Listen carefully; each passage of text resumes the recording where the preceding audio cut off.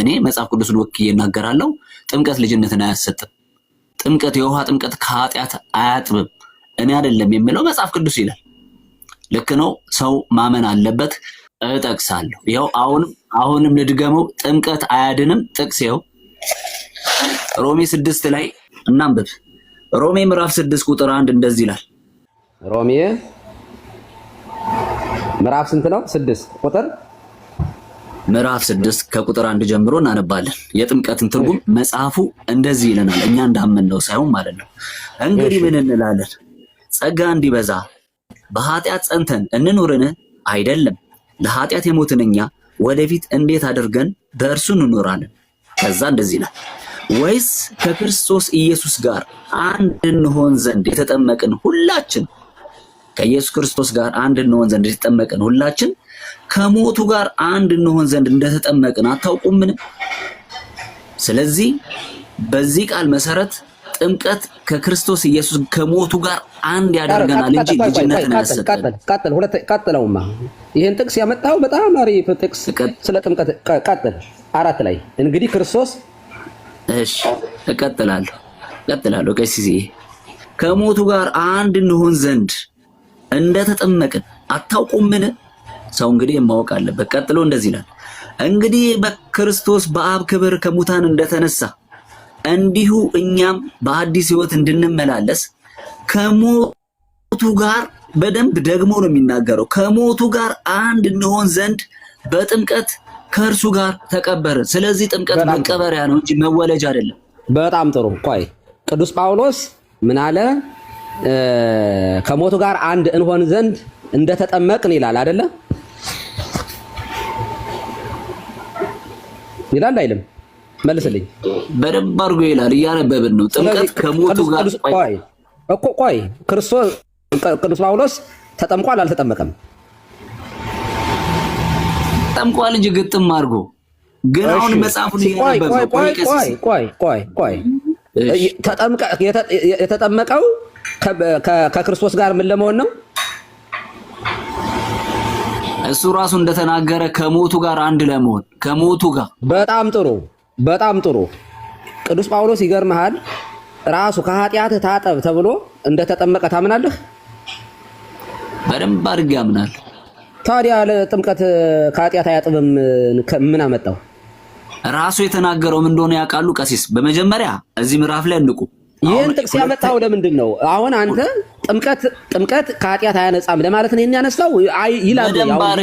አዎ ጥምቀት ከኃጢአት አያነጻም ይላል። እዚህ ጋር አምጣ። ጥምቀት ከኃጢአት አያነጻም የሚል ጥቅስ ስተኝ ቀሲስ ያመጣው ከዚህ በላይ ምን ያርግ? ከሞቱ ጋር አንድ የሚያደርግ ነው ጥምቀት። ጥምቀት የመቃብር ቦታ ነው። ቆይ ኃጢአት የሚያነጻው ጥምቀት። ድምፅን ቀንሰው። በጣም ስለምትጮህ አይ ቲንክ የገባህ መስሎሃል መሰለኝ። ጥምቀት ብቅ ጥልቅ ብለህ መውጣት መግባታችን የሚያሳየው ስትጠልቅ ወደ መቃብር መግባትክን፣ ከጥምቀቱ ከውሃው ስትወጣ መነሳትክን የሚያመለክት ነገር ነው ጥምቀቱ ራሱ ማለት ነው። ስለዚህ በጥምቀት ከክርስቶስ ጋር ህብረት እናደርጋለን። ለዚያ ነው ብቅ ጥልቅ ብለን የምንጠመቀው። በጥምቀቱ ውስጥ ነው ህብረቱን የምናገኘው ማለት ነው። ኦኬ። ጳውሎስም እያለ ያለው ይሄንን አንድ እንሆን ዘንድ አለ ከሞቱ ጋራ በአዲስ ህይወት እንድንመላለስ ከሞቱ ጋር አንድ እንሆን ዘንድ በጥምቀት ከእርሱ ጋር ተቀበርን ይላል። አየህ። ስለዚህ አንድ የሆነው በምንድን ነው? በጥምቀት ነው። አንተ ግን ያመጣው በጥምቀት አንድ መሆን ማለት እኮ ከኃጢአት መታጠብ ማለት እኮ ይሄ እኮ ነው። ታዲያ ከክርስቶስ ጋር መተባበር ማለት እኮ ነው። ምክንያቱም አንድ ሰው ኃጢአቱ ሳይታጠብ እስከ ኃጢአቱ ከክርስቶስ ጋር መተባበር ይችላል? መልስልኝ። የለም። ኃጢአተኛ ሆኖ ከኃጢአቱ ሳይነጻ ከክርስቶስ ጋር መተባበር ይችላል? እሺ፣ ሰምቾታለሁ። እሺ፣ አሁን እዚህ ጋር እንዳነበብነው ከሆነ ጥምቀት አሁን እርሶ እንዳሉኝ ማለት ነው አንድ የሆንበት በውሃ ጥምቀት አይደለም። አሁን ከዚህኛው ርዕስ ወጥቼ ማለት ነው ከክርስቶስ ኢየሱስ ጋር ጥያቄን መልስልኝ። ጥያቄ ምንድነው? ቆይ ጥያቄ። እሺ፣ ጥያቄ ምንድነው? እሺ፣ ጥያቄ ኃጢአተኛ አንድ ሰው እስከ ኃጢአቱ ከክርስቶስ ጋር መተባበር ይችላል ወይ ነው ጥያቄ። ይችላል አይችልም? አይችልም። ታዲያ ኦኬ፣ በጣም አይችልም። በጣም ጥሩ። ስለዚህ ኃጢአተኛ ከኃጢአቱ የሚነጻው በምንድን ነው? እንግዲህ መጽሐፍ ላይ እንዳነበብ ነው የውሃው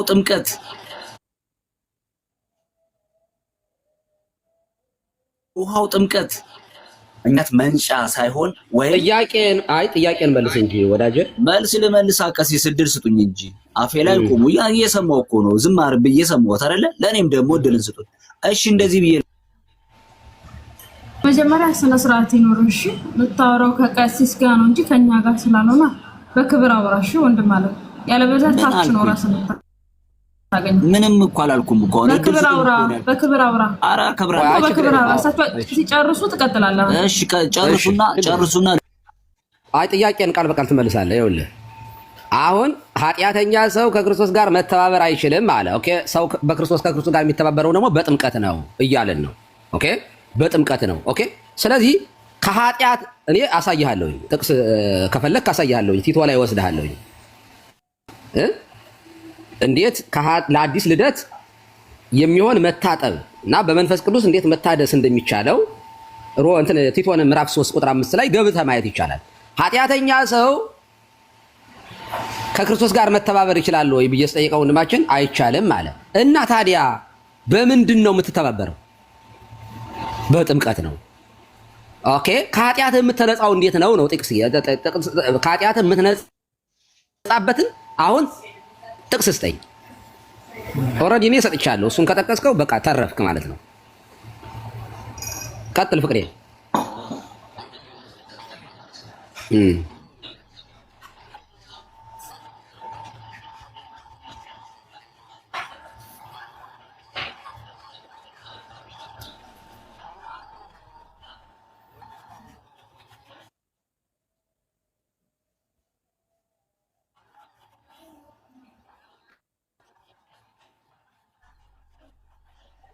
ጥያቄው ልጅነትን ጥያቄ ግን ገብቷል።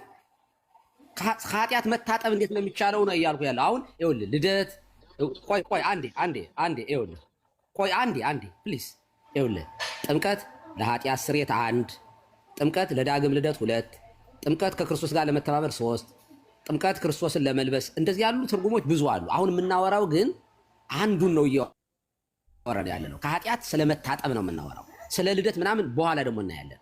እንዴት በጥምቀት ሰው እንደሚወለድ በኋላ እናያለን። አሁን አንድ ኃጢአተኛ ሰው ከክርስቶስ ጋር በጥምቀት ለመተባበር ከኃጢአቱ እንዴት ነው የሚነጻው የሚለውን ጥቅስ ብቻ ነው የምፈልገው። ከኃጢአት ስለ መንጻት ነው የምታወራኝ። ስለ ልደት ሌላ ጊዜ እናወራለን። ቀጥል። እሺ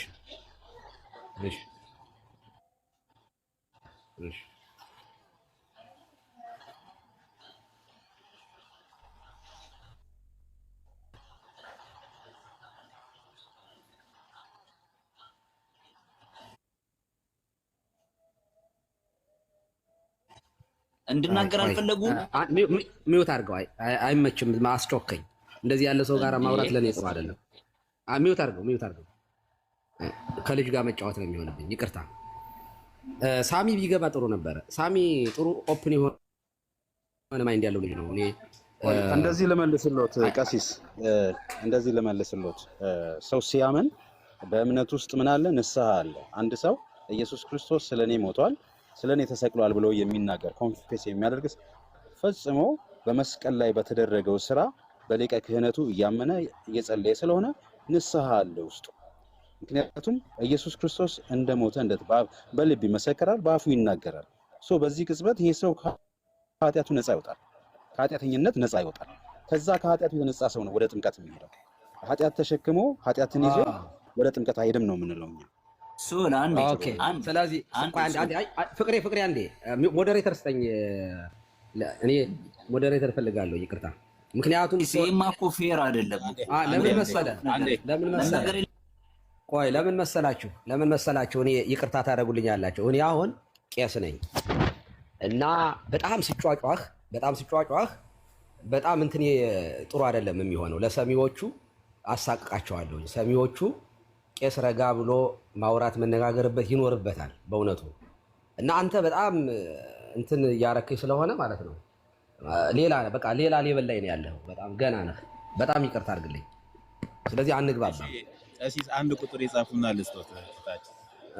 ምክንያቱም ለዚያ ብዬ ነው እንጂ አንተን ላለማውራት እግዚአብሔር ምስክሬ አይደለም አይደለም። እንደዚያ እንዳትወስደው ፍቅሬ እንትን ላለ ማለት ሳይሆን ቶኒ መጨበትም እንደ ቄስ ማውራት አለብኝ። በቃ ለዚያ ነው።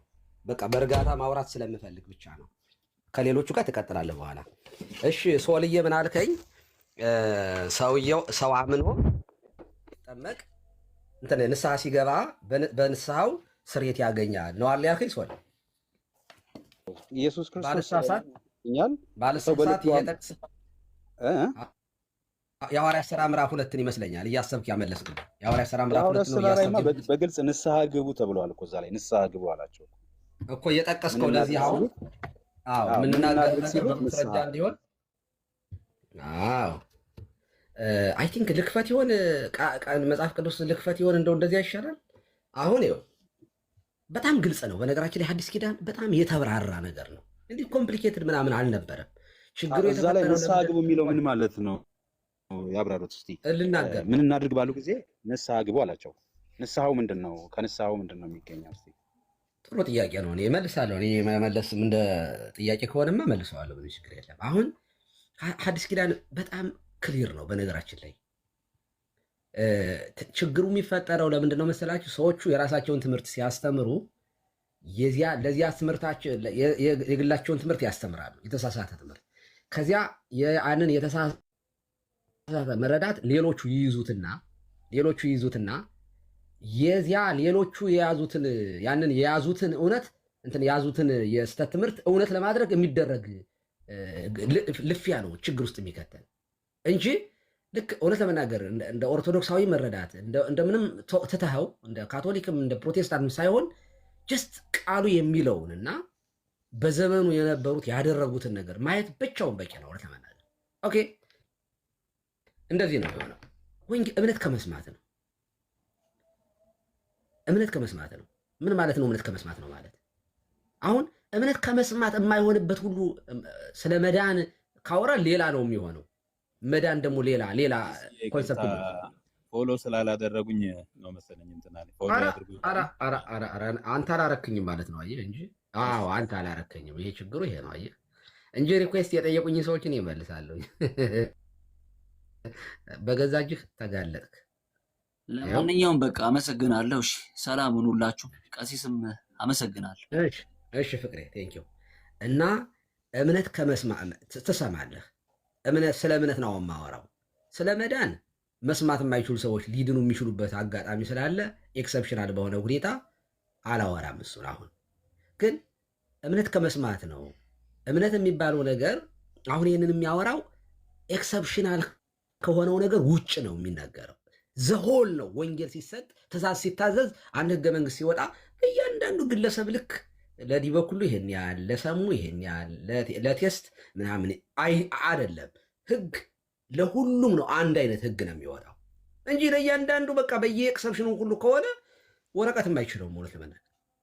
ስለዚህ ወንጌል እምነት ከመስማት ነው፣ መስማትን በእግዚአብሔር ቃል ነው። የስ እምነት ከመስማት ነው፣ መስማትን በእግዚአብሔር ቃል ነው።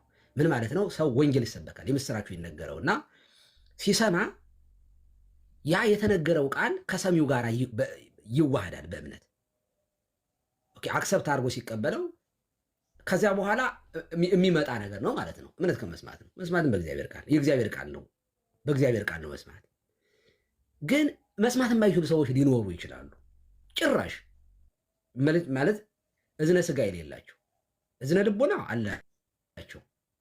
አላቸው። አሁን መስማት የተሳናቸው ሰው እኔ ዘመድ አለኝ፣ 2 ምናምን ዘመዶች አሉኝ ገጠር መስማት የማይችሉ በጣም እግዚአብሔርን የሚፈሩና የሚያከብሩ ቆመው ወንጌል ባይሰሙትም ቆመው ወንጌል ሲነበብ ይሰማሉ። ቤተክርስቲያን ይመጣሉ፣ ለነዳያን ይመጸውታሉ፣ ከቤተክርስቲያን የሚጠበቅባቸውን ሁሉ ያደርጋሉ። ሳሚን አስገባው ከቻልክ ቦታ ካለ እና ጥያቄና ውይይት እያደረግነው ብንሄድ ቀሲስ ብዙ ላለማውራት ነው። ሳሚ ከወጣ አወራለሁኝ፣ ጥያቄና መልስ አደርገዋለሁ። እሺ ከዚያ አሁን እነዚህ ሰዎች አሁን የሰውዬ አልሰማም፣ ሲነበብ እኮ አልሰማም ወንጌሉ። እንዴት አያምንም ልንለው አንችልም፣ ዘሆል ስለሆነ የሚለው። ስለዚህ ይሰማል። ምን የሚል ነው? በልጁ መኑበት የሚል ነው።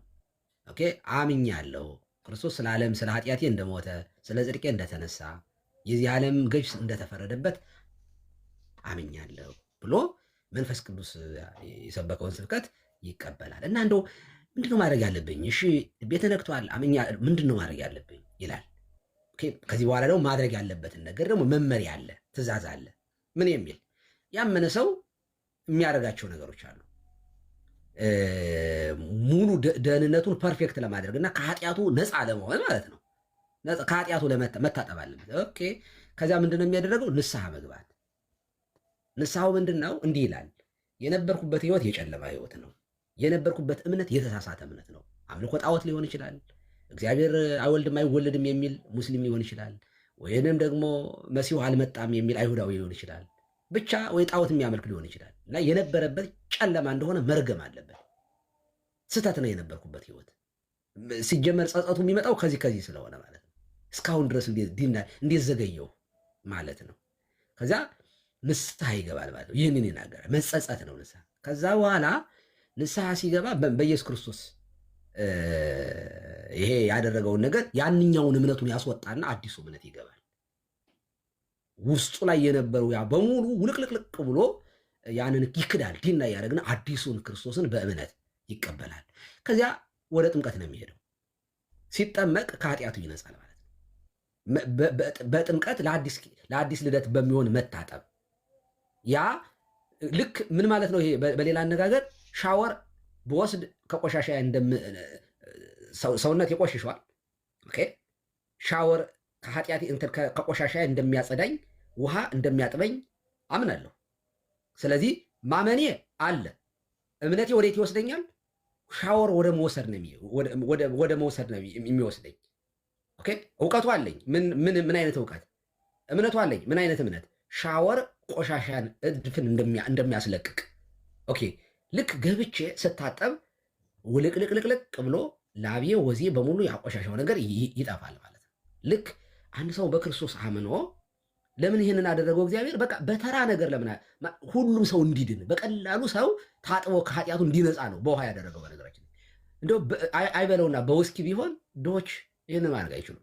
ወይም ደግሞ በጣም ውድ በሆኑ ፈሳሽ ነገሮች ቢሆን ኖሮ ማን ያን ያጋ አሁን በዘይት ታጠቡ ቢባል እውነት ለመናገር ስንት ሰው ነው ዘይት የሚያገኘው? በቀላሉ በውሃ አደረገው።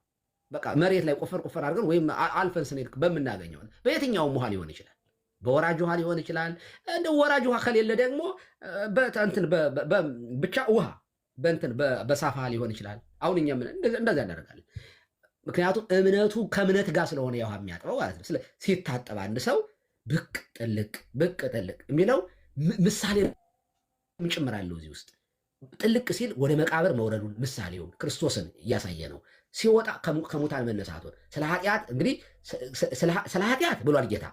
መንፈስ ቅዱስ ይመጣ አጥናኙ ይመጣል። ዓለምን ስለ ኃጢአት፣ ስለ ጽድቅ፣ ስለ ፍርድ ይወቅሳል አለ። ስለ ኃጢአት በእኔ ስለማያምኑ ነው አለ። በዚህ ምክንያት ይፈረድባቸዋል። ስለ ጽድቅስ ከሞት ተነስቻለሁኝ፣ አድርጋለሁኝ። ይሄ ሪያሊቲ ነው፣ እውነት ነው። ይሄንን አንድ ሰው መቀበል አለበት። ስለ ኃጢአቴ ሞቷል ብሎ ስለ ጽድቄ ተነስቷል ማለት አለ። ይሄ ጽድቅ ነው፣ ይሄ እውነት ነው። ትንሣኤው እውነት ነው፣ እርገቱ እውነት ነው፣ መቃብር እንዳልያዘው እውነት ነው። ይህንን ታምናል። ከዚያ ስለ ፍርድ ደግሞ የዚህ ዓለም ገዥ ገዝቶኝ የነበረው በመቃብር ውስጥ ተቆራይቶኝ ይኖር የነበረ ሰው እንዳይነሳ ያደርግ የነበረ ዘግቶ ገዝቶት የነበረው ዲያብሎስ ተፈርዶበታል። ይሄ ዮሐንስ ወንጌል ምዕራፍ 12 ላይ እዩትማ። የዚህ ዓለም ፍርድ ደርሷል፣ የዚህ ዓለም ገዥ ይጣላል፣ እኔም ከምድር ከፍ ከፍ ያልኩ እንደሆነ ሁሉን ወደ እኔ ስባለሁ ብሏል ጌታ። ይህንን ዮሐንስ ወንጌል ምዕራፍ 16 ላይ ጌታ ራሱ ደገመው። ሰው ሲታጠብ ምን ይሆናል ማለት ነው? ከኃጢአቱ ከቆሻሻው ይጸዳል። ግን እችን ብቻ ልበልና ወደ ሳሚ ሊሄድ ግን ኦኬ፣ አንድ ሰው ይሄንን አምኗል። እንግዲህ ይሄ ገና ወደ ጥምቀቱ ከመሄድ በፊት ይሄ ትምህርት መኖር አለበት ለአንድ አማኝ። ልብ አድርጉ። ሲያምን ገና በክርስቶስ እንዴት ማመን እንዳለበት፣ ይሄ ክርስቶስ እንዴት አዳኝ እንደሆነ ሲነገረው፣ ከዚያ በጥምቀት መንጻት ምን ጭምር እንዳለ አብሮ መጀመሪያ ላይ አለው። ከመጠመቁ በፊት ይሄ ትምህርት አለው፣ እውቀት አለው። ማስረጃ የሐዋርያት ሥራ ምዕራፍ 2:8 ነው። ይሁት ጃንደረባው የነገረው ስለ በጉ ነው፣ ስለሞተው ነው። ያነበው የነበረው የትንቢተ ኢሳይያስ ስለነበረ ነው። ከዚያ ልብ አድርጉ። ስለ ጥምቀት ምናምን አይነግረንም። ሀርባ ላይ ነው ምናምን አይነግረንም ነበረ። ስለ ጥምቀት እንደተማረ የምንረዳው በች እንደሆነ ታውቃላችሁ? ወረድ ብለው ይላል ወንዝ ዳር ደረሱና ጃንደረባው አንድ ጥያቄ ያነሳለታል ፊልጶስ። ይሄ ውሃ እንዳልጠመቅ የሚከለክለኝ ምን ነው? አሁን ስለ ጥምቀት ከላይ አልተነገረም። የሚያነበው ነገር መሲሁ እንደሆነ አዳኙ እንደሆነ ቤዛ እንደሆነ ግን ዲቴል እንደተማሩ የምንረዳው ስለ ጥምቀት እንደነገረው የምናውቀው ጃንደረባው አፉን አውጥቶ ይሄ ውሃ እንዳልጠመቅ ስለ ኃጢአት መንጻት ምናምን ተነግሮታል ማለት ነው። ይሄው እንዳልጠመቅ የሚከለክለኝ በፍጹም ልብ ካመንክ ትችላለህ አለው። ያን ጊዜ ተጠመቀ። አያቸው። ግን እዚህ ላይ ኤክሰፕሽናል የሆነ ነገር ሊኖር ይችላል። አንድ ሰው ይሄ ትምህርት አለው ጥምቀት የኃጢአት ስርየት እንደሚያስገኝ ጥምቀት እንደሚያነጻ ተምሮ ነገ እሑድ ትጠመቃለህ ብዬ ቀጠሮ ሰጣሁት። ይህን ሰው ዛሬ ሞተ። ይሄ ሰው አይድንም? ይድናል እንላለን እኛ። ገና እኮ አልተጠመቀም። እምነቱ አለው። ጥምቀት ከኃጢአት እንደሚያነጻ አምኗል። በሱ በኩል ቁርጥ ህሊና አለው። ጨርሷል፣ ደምድሟል። የቀረው ቤተ ክርስቲያን የምታደርገውና ጌታ ስልጣን የሰጣቸው ለቤተ ክርስቲያን የተሰጠ መመሪያ አለ። እሱ እድሜ መስጠት የእግዚአብሔር ድርሻ ነው። ኦኬ፣ ለሰውየው እድሜ መስጠት ነገን አውሎ ማሳደግ የእግዚአብሔር ድርሻ ነው፣ የሰውየው አይደለም።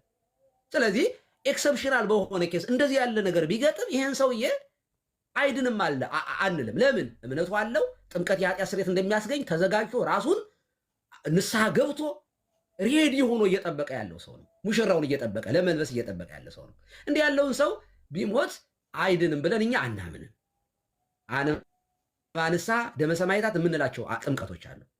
ኤክሰፕሽን ነው። ግን ይሄ ግን አይ ምን አምናለሁ ግን አልጠመቅም፣ አምናለሁ እምነቴ ግን በቂ ነው ካለ ግን አይድንም።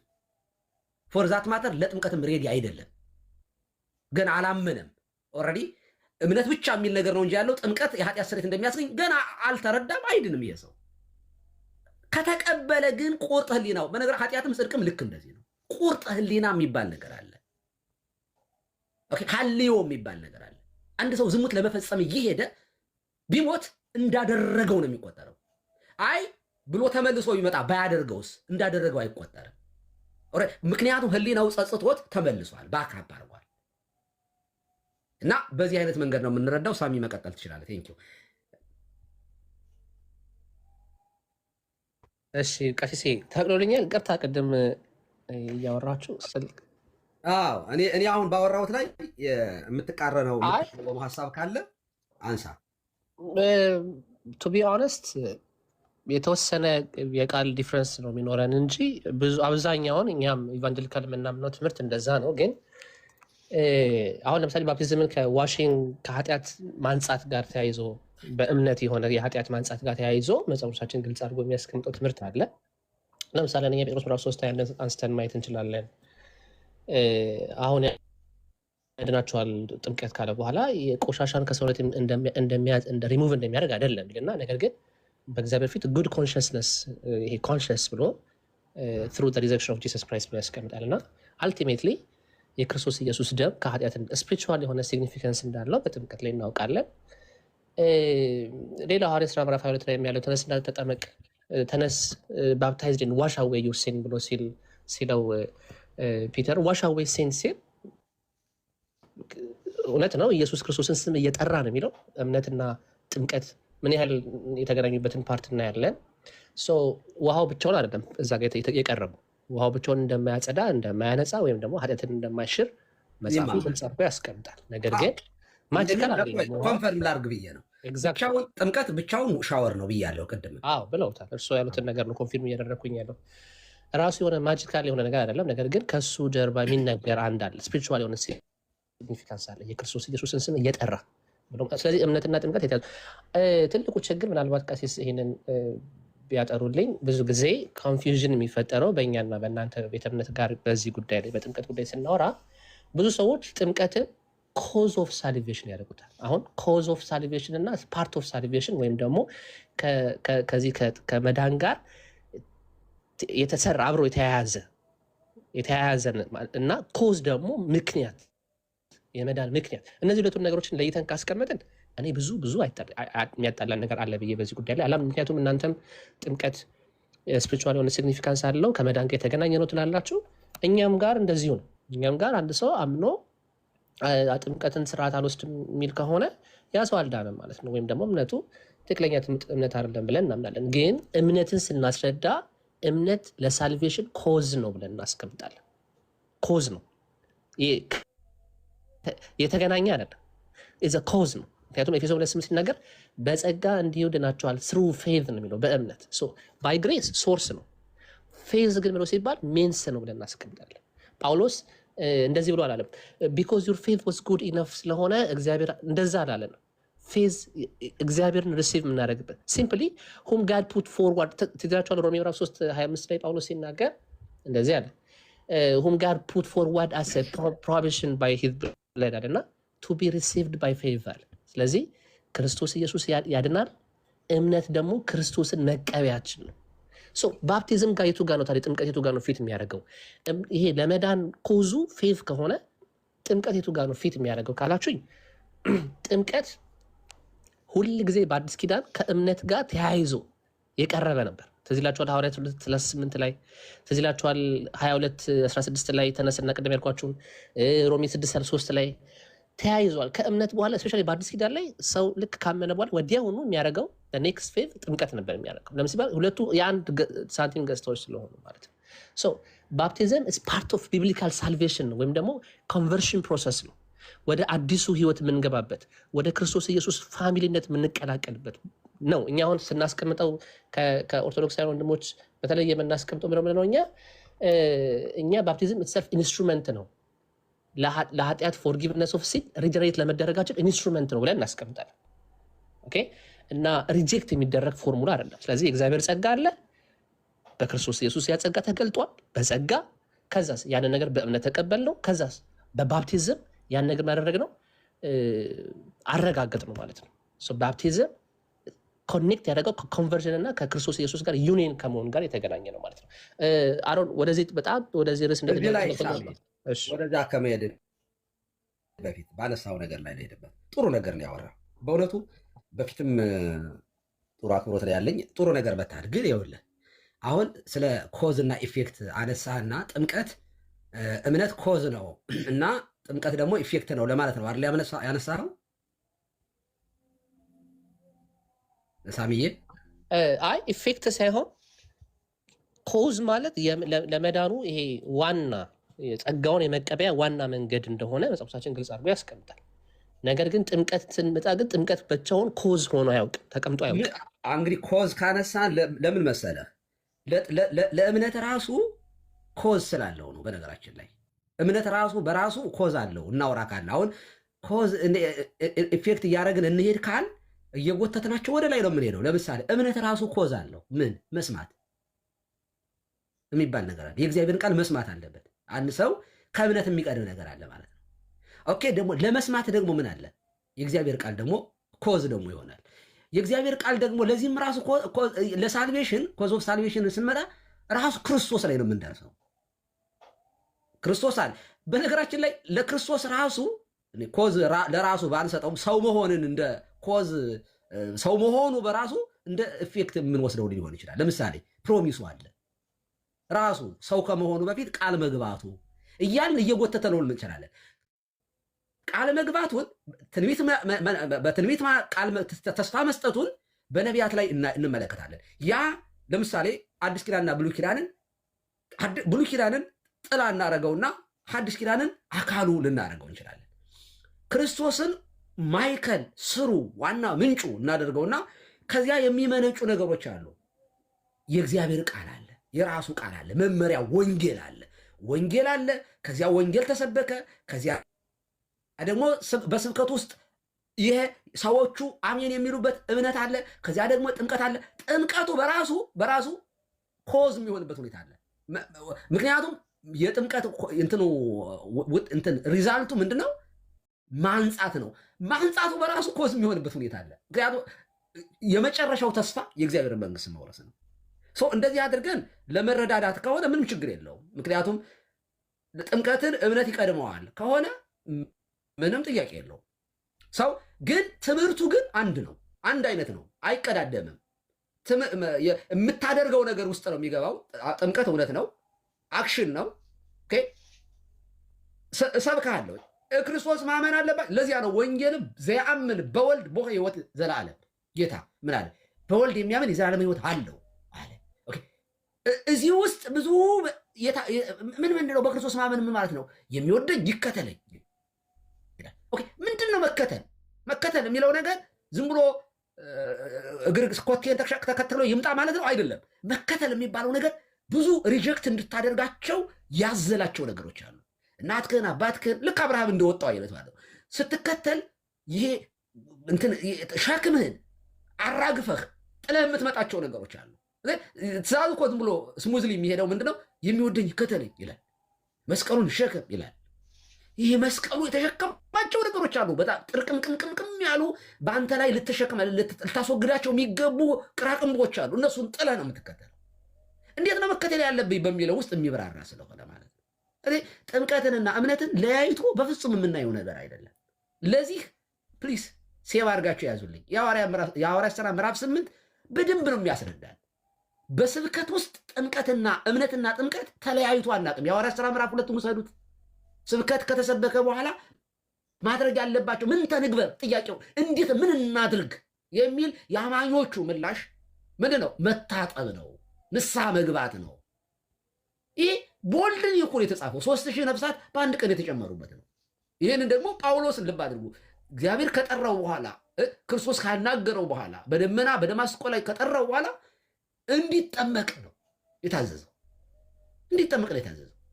ይህን ትእዛዝ በሙሉ በሐዋርያት ፈጽመውታል። እና እንደ ሳሚ ደግሞ የአባቶችን የመጡበትን ታሪክ የሚያነብሰው እኔ ብዙ መጫወጫ አስፈላጊ መስሎ አይሰማኝም። እኛ የምንሞግተው በነገራችን ላይ እናንተን ስንሞግተው የምንሞግተው አንድ ሰው በእምነት ብቻ ይድናል፣ ባይጠመቅም ችግር የለውም፣ ባይጠመቅም በእምነት ብቻ ከኃጢአት ይነጻል፣ ባይጠመቅም በእምነት ብቻ ክርስቶስን ይለብሳል፣ በእምነት ብቻ ክርስቶስን ይተባበራል። ይህቺ እኮ ይህ ክርክር የተነሳው እኮ ሶላ ፊዴ እኮ ነው ይህን ያመጣው እንጂ ከዚያ በፊት ጥምቀትና እምነት ነጣጥሎ ለመረዳትም ሆነ የነበረ ዲቤት የመኖር ብዙ ንባብ የለኝም። ሳሚዬ ቴንኪ ሲሴ አይ ምንድነው ሶላ ፊዴ ከዚህ ጋር የሚገናኝ አይደለም። እሱም ወደኋላ ምናልባት አንድ ደቂቃ ወስደን ከሱ ጋር መውረት እንችላለን። ግን አሁን ቅድም ያነሱትን ሀሳብ እኛ ብዙ ጊዜ አሁን ከእናንተ ጋር ዲስከስ ስናደርግ አግሬሲቭሊ እናንተ የምታነሱት ነገር ጥምቀት ለድነት የሚል አይነት ለምሳሌ ቃል ሲነሳ እኔ አሁን ጥምቀት ለድነት የሚለው ቃል ብዙ ጊዜ ኮንፈርት አይሰጠኝ። ምክንያቱም መጽሐፍ ቅዱሱ አሁን እርሶም ሲያብራሩት ከጥምቀት በፊት የሚቀርብ ነገር አለ፣ እምነት አለ። ለምሳሌ እምነትን ስናብራራ ይሄ የድነት የሆነውን እምነት ስናብራራ እውቀት አለ አይደለ? ሮሜ ምዕራፍ 17 እንደሚል እምነት ከመስማት ነው፣ መስማትም ከእግዚአብሔር ከክርስቶስ ኢየሱስ ቃል ነው ብሎ ያስቀምጣል። ጥምቀትም አለ እምነት ውስጥ። አዎ እኮ እሱን ላብራራ ነው። መጀመሪያ እምነትን በደንብ ዲፋይን ካደረግን በኋላ መጽሐፍ ቅዱሱ እምነትን እንዴት አድርጎ ይገልጣል። ከዛ ደግሞ አሰንት አለ። አሰንት ማለት የመጣውን ጋስፕል ወንጌል እውነት ነው ወይ የሚለውን አይ ቢሊቭ ዳት ጎስፕል ኢዝ ትሩ የሚለው ማለት ነው። ለምሳሌ እዛው ሮሜ 10:9 ላይ በልብ ብታምን እግዚአብሔር ከሙታን እንዳስነሳው ጋድ ሬዝድ ሂም ፍሮም ዘ ዴድ ብሎ እንደሚናገር ማለት ነው። ስለዚህ ያ እውነት የተነገረኝ ቃል ኖሌጁ ትክክለኛ እንደሆነ አሰንት አደርጋለሁ። ከዛ በኋላ ደግሞ ትረስት ወይ ደግሞ ሪላይ ያደርጋለሁ ማለት ነው። ለምሳሌ ሐዋርያት 6 ላይ believe in the Lord Jesus and you will be saved። አሁን ሰምቻለሁ ኢየሱስ ክርስቶስ የዛሬ 2000 ዓመት ባሌለሁበት ስለ እኔ ኃጢአት እንደሞተ እርግማን እንደሆነልኝ እኔን እርግማን እንደወሰደ የእሱን ጽድቅ እንዳለበሰኝ ይሄን እውቀት ነው። ያ ጎስፕል ደግሞ እውነት ነው። ሪል ያደርግበታለሁ ሲባል በቃ እመንና አንተም ቤተሰብን ትድናለህ ሲባል በቃ ይሄ የተሰማሁት ነገር ሪል ነው ማለት ነው። ሪል ያደርግልኛል። ሶ ፌዝ እኚህ 3 ነገሮችን ያስቀምጣል። ማይንድን እመንና አንተ ቤተሰቦች ትድናለህ የሚለው ውስጥ እዚህ ትምህርት ውስጥ እዚህ ስብከት ውስጥ ጥምቀት እንዳለ ታምናለህ? እኔ እኮ እሱ ጋር እመጣለሁ እኮ መምህርዬ ቀሲሴ።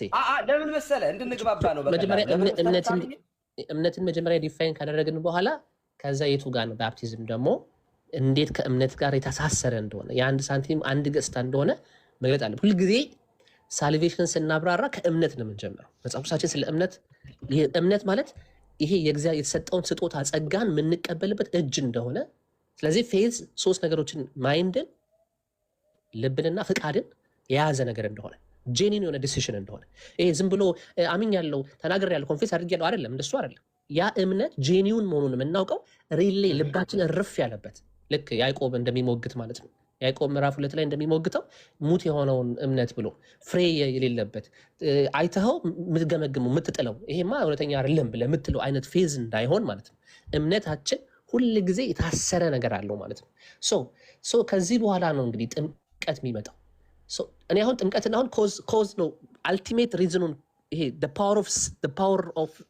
ፓወር ዳት ሴቭስ የሚል ከሆነ ባፕቲዝም እንደዛ አይደለም። ዝናት ኮዝ ኦፍ ሳልቬሽን እንላለን። በዚህ አንጻር ነው እያልኩት ያለሁት ቅድም። ለዛ ነው አሁን ኢፌክት አላልኩትም። ጥምቀት ኢፌክት ሆኖ አያውቅም። ጥምቀት ከፌዝ ተለይቶ አያውቅም ቅድም እንዳልኩት። ነገር ግን ኮዝ ስንል ሚንስ እግዚአብሔር ሳልቬሽንን ወደ ሰዎች ያመጣበት መንገድ ሚንስ ነው ብለን እናስቀምጣለን።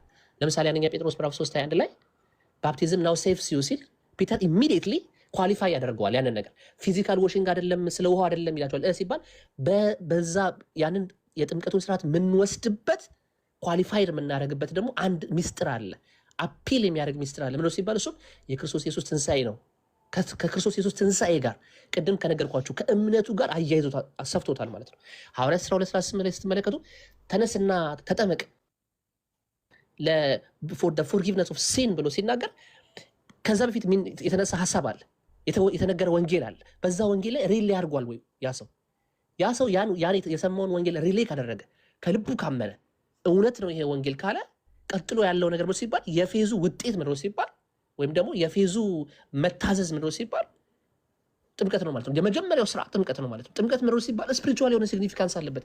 ጳውሎስ እኮ በደንብ ግልጽ አድርጎ ያስቀምጣል። ቀሲስ አሁን ይሄን እርሶ በደንብ ቅድም ስላብራሩት ማለት ነው። ጥምቀት በራሱ ስፒሪቹዋል የሆነ ሲግኒፊካንስ አለው። ለኃጢአት ሞቻለሁ ከክርስቶስ ኢየሱስ ጋር ተነስቻለሁ ብለን የምናውጅበት እኮ ነው። ሪሌ የምናደርግበት እኮ ነው። እውነትን እኮ ኮንፌስ የምናደርግበት ነው። ስለዚህ እምነት ሁል ጊዜ ከጥምቀት ጋር ታስሮ ያለ ጉዳይ ስለሆነ ማለት ነው። ፌዝ አለውን የሚለው ሀሳብ ግን መምህር ቀሲስ በጣም ይሄ እኔ እስማማለሁ። ፌዝ አለውን ትናንትና ምንም ሳብራራ ነበር። ፌዝ አለውን እና እንትን ጸጋ ብቻና እምነት ብቻ በደንብ ነው የምንረዳው። ካነሳቸው ሉተር ካነሳቸው ሀሳቦቹ ጋራ ይሄ ከስራ ጋራ ምናምን ይሄ ሰዎቹ ከዚያ ጋር የሚያዝ ስለሆነ እኔ ያነሳውልህ እንዲሁም አንድ ልበልሎት ቀስ ምን አለ መሰለህ የሉተር ፐርሰናል የሆነ ስትራግል እና ታውቃላችሁ ይሄ አውገስቲኒያን ሞንክ ነበረ ሉተር እና በየጊዜ ትናንትና ትምህርቴን አዳምጠዋል። ቀሲስ ያላዳመጥኩትም ስራ ላይ ነበር። ለዚያ ነው ወደ 2 ሰዓት እጅ አስተምሬዋለሁ። ከመነሻውም ጀምሮ ገዳም የገባበትን ምክንያት ገዳም ውስጥ ሆኖ ምን አይነት ስትራግል ያደርግ እንደነበረ በጾም በጸሎት እንዴት ይተጋ እንደነበረ ከዛ በኋላ ነገሮቹ ብዙ ነገሮች ያንንም ሪጀክት ያደረገበት የምንኩስና ህይወቱ ጋብቻን እንደመቃወም ነው ብሎ ሁሉ ያነሳቸውን ሀሳቦች አንስቻለሁኝ። እውነት ለመናገር እኔ ብዙ እንትን አይደለም፣ ግን እኔ ልጨርስ እዚህ ጋር ከይቅርታ ጋር እየቸኮልኩ ስለሆነ ነው ሳሚዬና ያንተን ሀሳብ ቢውልድ ላደርገው ግድ የለም ማፍረስ አይደለም። አሁን ጥምቀት በዚያ በእምነት ውስጥ እምነት ብዙ ነገሮች አሉት። እምነት ውስጥ ሆል ፓኬጅ ነው የምናምነው። ወንጌልን ጀነራላይዝ ስናደርገው ክርስቶስን እናምነዋለን። ክርስቶስን ስናምነው ክርስቶስ ያመነው የምንተዳደርበት ህገ ወንጌል አለ። ወንጌል የምትለንን ነገር መቀበል ነው። በወንጌል ውስጥ ነው እነዚህ ነገሮች ስለ እምነት ስለ ጥምቀት የሚብራሩ ነገሮች በሙሉ ችግር የለውም። ኮዝ ኢፌክት፣ ኮዝ የእያንዳንዳቸው በነገራችን ላይ ኮዞች ኢፌክት አላቸው። መጨረሻ ላይ እንትን ኮዝ የሌለው የእግዚአብሔር መኖር ብቻ ነው። የእግዚአብሔርን መኖር ዲፋይን አናደርገውም። ኤግዚስታንስ ኦፍ ጋድን አንስተን እግዚአብሔር ሀልወተ እግዚአብሔር የኖረበት ምክንያት እንደዚህ ስለሆነ ነው ብለን ማብራራት አንችልም።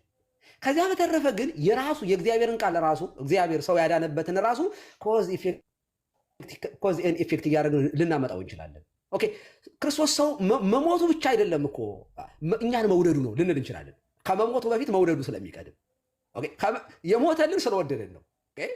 ስለዚህ መሞቱ ባህሪያችን መንሳቱ ራሱ ገና እኛን ለማዳን ባህሪየ ሰብን ገንዘብ ማድረጉ ራሱ እዚያ ጋር የሚታይ ትልቅ ነገር አለ። ኦኬ እና ከነሳማ የነሳውን ስጋ ያንን ገና እኮ ሊያድነው አይደል የነሳው መዳናችን። ከዛ በኋላ የመስቀሉ ላይ ያለው ነገር ሰው የሆነበት ነው። ዋናው ሰው የሆነበት ምክንያት ስለሆነ ውጤት ነው የሆነው ማለት ነው። ተፈጸመ ምናምን የሚለው መስቀሉ ላይ የምናየው በሙሉ እነዚህ ሰው የሆነበት ነገር በሙሉ ተጠቃልሎ እንትን የሚሆንበት ነው እና ችግር የለውም። ምክንያቱም ጥምቀት ብቻውን ከእምነት ውጭ ሆኖ እንደ ሪዛልት እንደ እንትን አድርገን ስለማናወራ ከእምነት አስወጠጠን ስለማናወራው ከትእዛዛት ውስጥ አንዱ ነው። እሱ ብቻ አይደለም እኮ ከዚያ በኋላ ስለ ስጋው ደግሞ የሚያወራው አለ። ከኃጢአት መታጠብ ደግሞ ንስሐ ገብቶ የክርስቶስ ደም ከኃጢአታችን እንደሚያጥበን፣ ለወንጌል አለመታዘዝ፣ በልብ ያመኑትን በአፍ አለመመስከር፣ እነዚህ ነገሮች በሙሉ ወንጌል ውስጥ የምናገኝ ስናምን እነዚህ ሁሉ ነው የምናምን። ለወንጌል ለመታዘዝ ለተሰጠን ህግ ለመታዘዝ በዚያ ህግ ለመኖር በኪዳን ውስጥ ለመኖር አምኖ መቀበል አለ ነው። ኦኬ።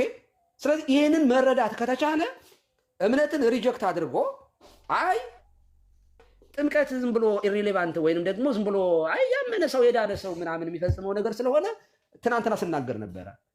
ውሃ ከጠጣሁኝ ጁስ እንደ ተጨማሪ ነገር ነው፣ ስለዚህ ጥምቀት እንደ ጁስ ነው ካልከኝ ስህተት ነው የሚሆነው። ጁስ ተጨማሪ ነገር ሳይሆን ከትእዛዛቱ አንዱ ነው። ኦኬ። እኔ እግዚአብሔር አምላክ ነኝ ከኔ በቀር ሌሎች አማልክት አይሁኑ ማለት አንድ ህግ ነው።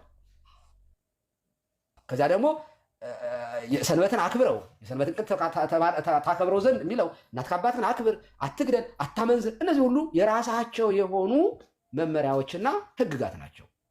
አድርግ አታድርግ በሚለው ህግ ሁሉ ይጠቃለላል። አድርግ አታድርግ። ወንጌልም እንደዚያ ነው። መታዘዝ አለመታዘዝ ነው። ከዚህ ውጭ ጌታ ያለውን ነገር አላደርግም ያለ ሰው አንድ ሰው ኦኬ፣ መድኃኒቱን ታማሚ ነኝ ግን መድኃኒቱን አልወስድም ያለ ሰው ከመድኃኒቱ ጋር ካልተገናኘ እንደማይድነው ሁሉ ጌታ እኛ እንድንባቸው ደግሞ እነዚህ ሁሉ በነገራችን ላይ ጥምቀትን ብንለው ንስሐን ብንለው እነዚህ ሁሉ እኛን ክርስቶስ ለማዳን የተጠቀመባቸው የሰራልን በቀላሉ ለምሳሌ ንስሐ አሁን ንስሐን እንደ ቀላል ነገር የምናወራው ነገር አይደለም። ንስሐ በጣም እግዚአብሔር ለእኛ ያለውን ፍቅር እምቅ የሆነ ጸጋውን የያዘ ነው ንስሐ ማለት። ምክንያቱም አንዴ ከዳን በኋላ ኃጢአትን ማንሰራ ሰዎች አይደለንም። ስንወድቅ ስንነሳ ስንንፈራፈር የምንኖር ደካሞች ነን እና በጣም ከብዙ ምሕረቱ የተነሳ ንስሐ የሚባል ነገር ለእኛ ሰራለን። ታዲያ አያችሁ ይሄ ውስጥ በንስሐ ውስጥ ያለ ትልቅ ጸጋ አለ። ጸጋ ስርየተ ኃጢአት የምንለው ለዚያ ነው እና ደግሞ ደሙ ሁሌ ለእኛ አያችሁ ኃጢአታችን የሚያጥበን በየቀኑ እየተቀደስን የምንኖርበት ይህ ሁሉ ነገር ተያይዞ ነው። በወንጌል ማመን በወንጌል እመኑ ስንል ይህም ሁሉ አጠቃሎ ነው ለማለት ነው። ከሌሎች ጋር ቀጥሉ። በጣም ስለምቸኩል ነው። እግዚአብሔር ይስጥልኝ ሳብዬ ስላየሁ በጣም ደስ ብሎኛል። ቀሲስ እሺ፣ እግዚአብሔር ይባርኮት። ያ ማለት እኛም እንደዛ እንድትረዱ እንፈልጋለን። የትኛውም ወንጌል አማኝ የሥላሴ አማኝ በሙሉ እንደው የጥምቀትን ስርዓትና የጌታ እራትን ስርዓት እንደዚህ አቅልሎ የሚያይ የለም። ግን በጣም እኛ አግሬሲቭሊ እኛም ጋር ያለው ሰዎች አግሬሲቭሊ የሚነሱት በጥምቀት ጉዳይ ላይ ነው በፍጹም ኮዝ ሊሆን አይችልም ብለን እኛ የምናደርገው መጽሐፍ ቅዱሱ እምነትን ከጥምቀት ጋር ሰፍቶ ባይዘው ክርስቶስ ኢየሱስ ወልደ እግዚአብሔር ትእዛዝ ሲሰጥ ሰማይ ትእዛዝ ሲሰጥ ስላማረው አይደለም፣ ደስ ስላለው አይደለም። የሆነ ሲግኒፊካንስ ስፒሪቹዋል ሲግኒፊካንስ ባይኖረው እንደው ዝም ብሎ ኢየሱስ ደስ ስላለው ተጠመቁ ምናምን አይልም። አንዳንድ ሰዎች አሁን ከኛም ቤት አይ ትእዛዝ ስለሆነ ነው በቃ እኔ እኮ ምናምን የሚል ሰው አለ። እንደዛ መሆን የለበትም። እንደዛም ብለን ደግሞ አናስተምርም። ትእዛዝ ስለሆነ ብቻ ሳይሆን ትእዛዙ ለምን ተሰጠ?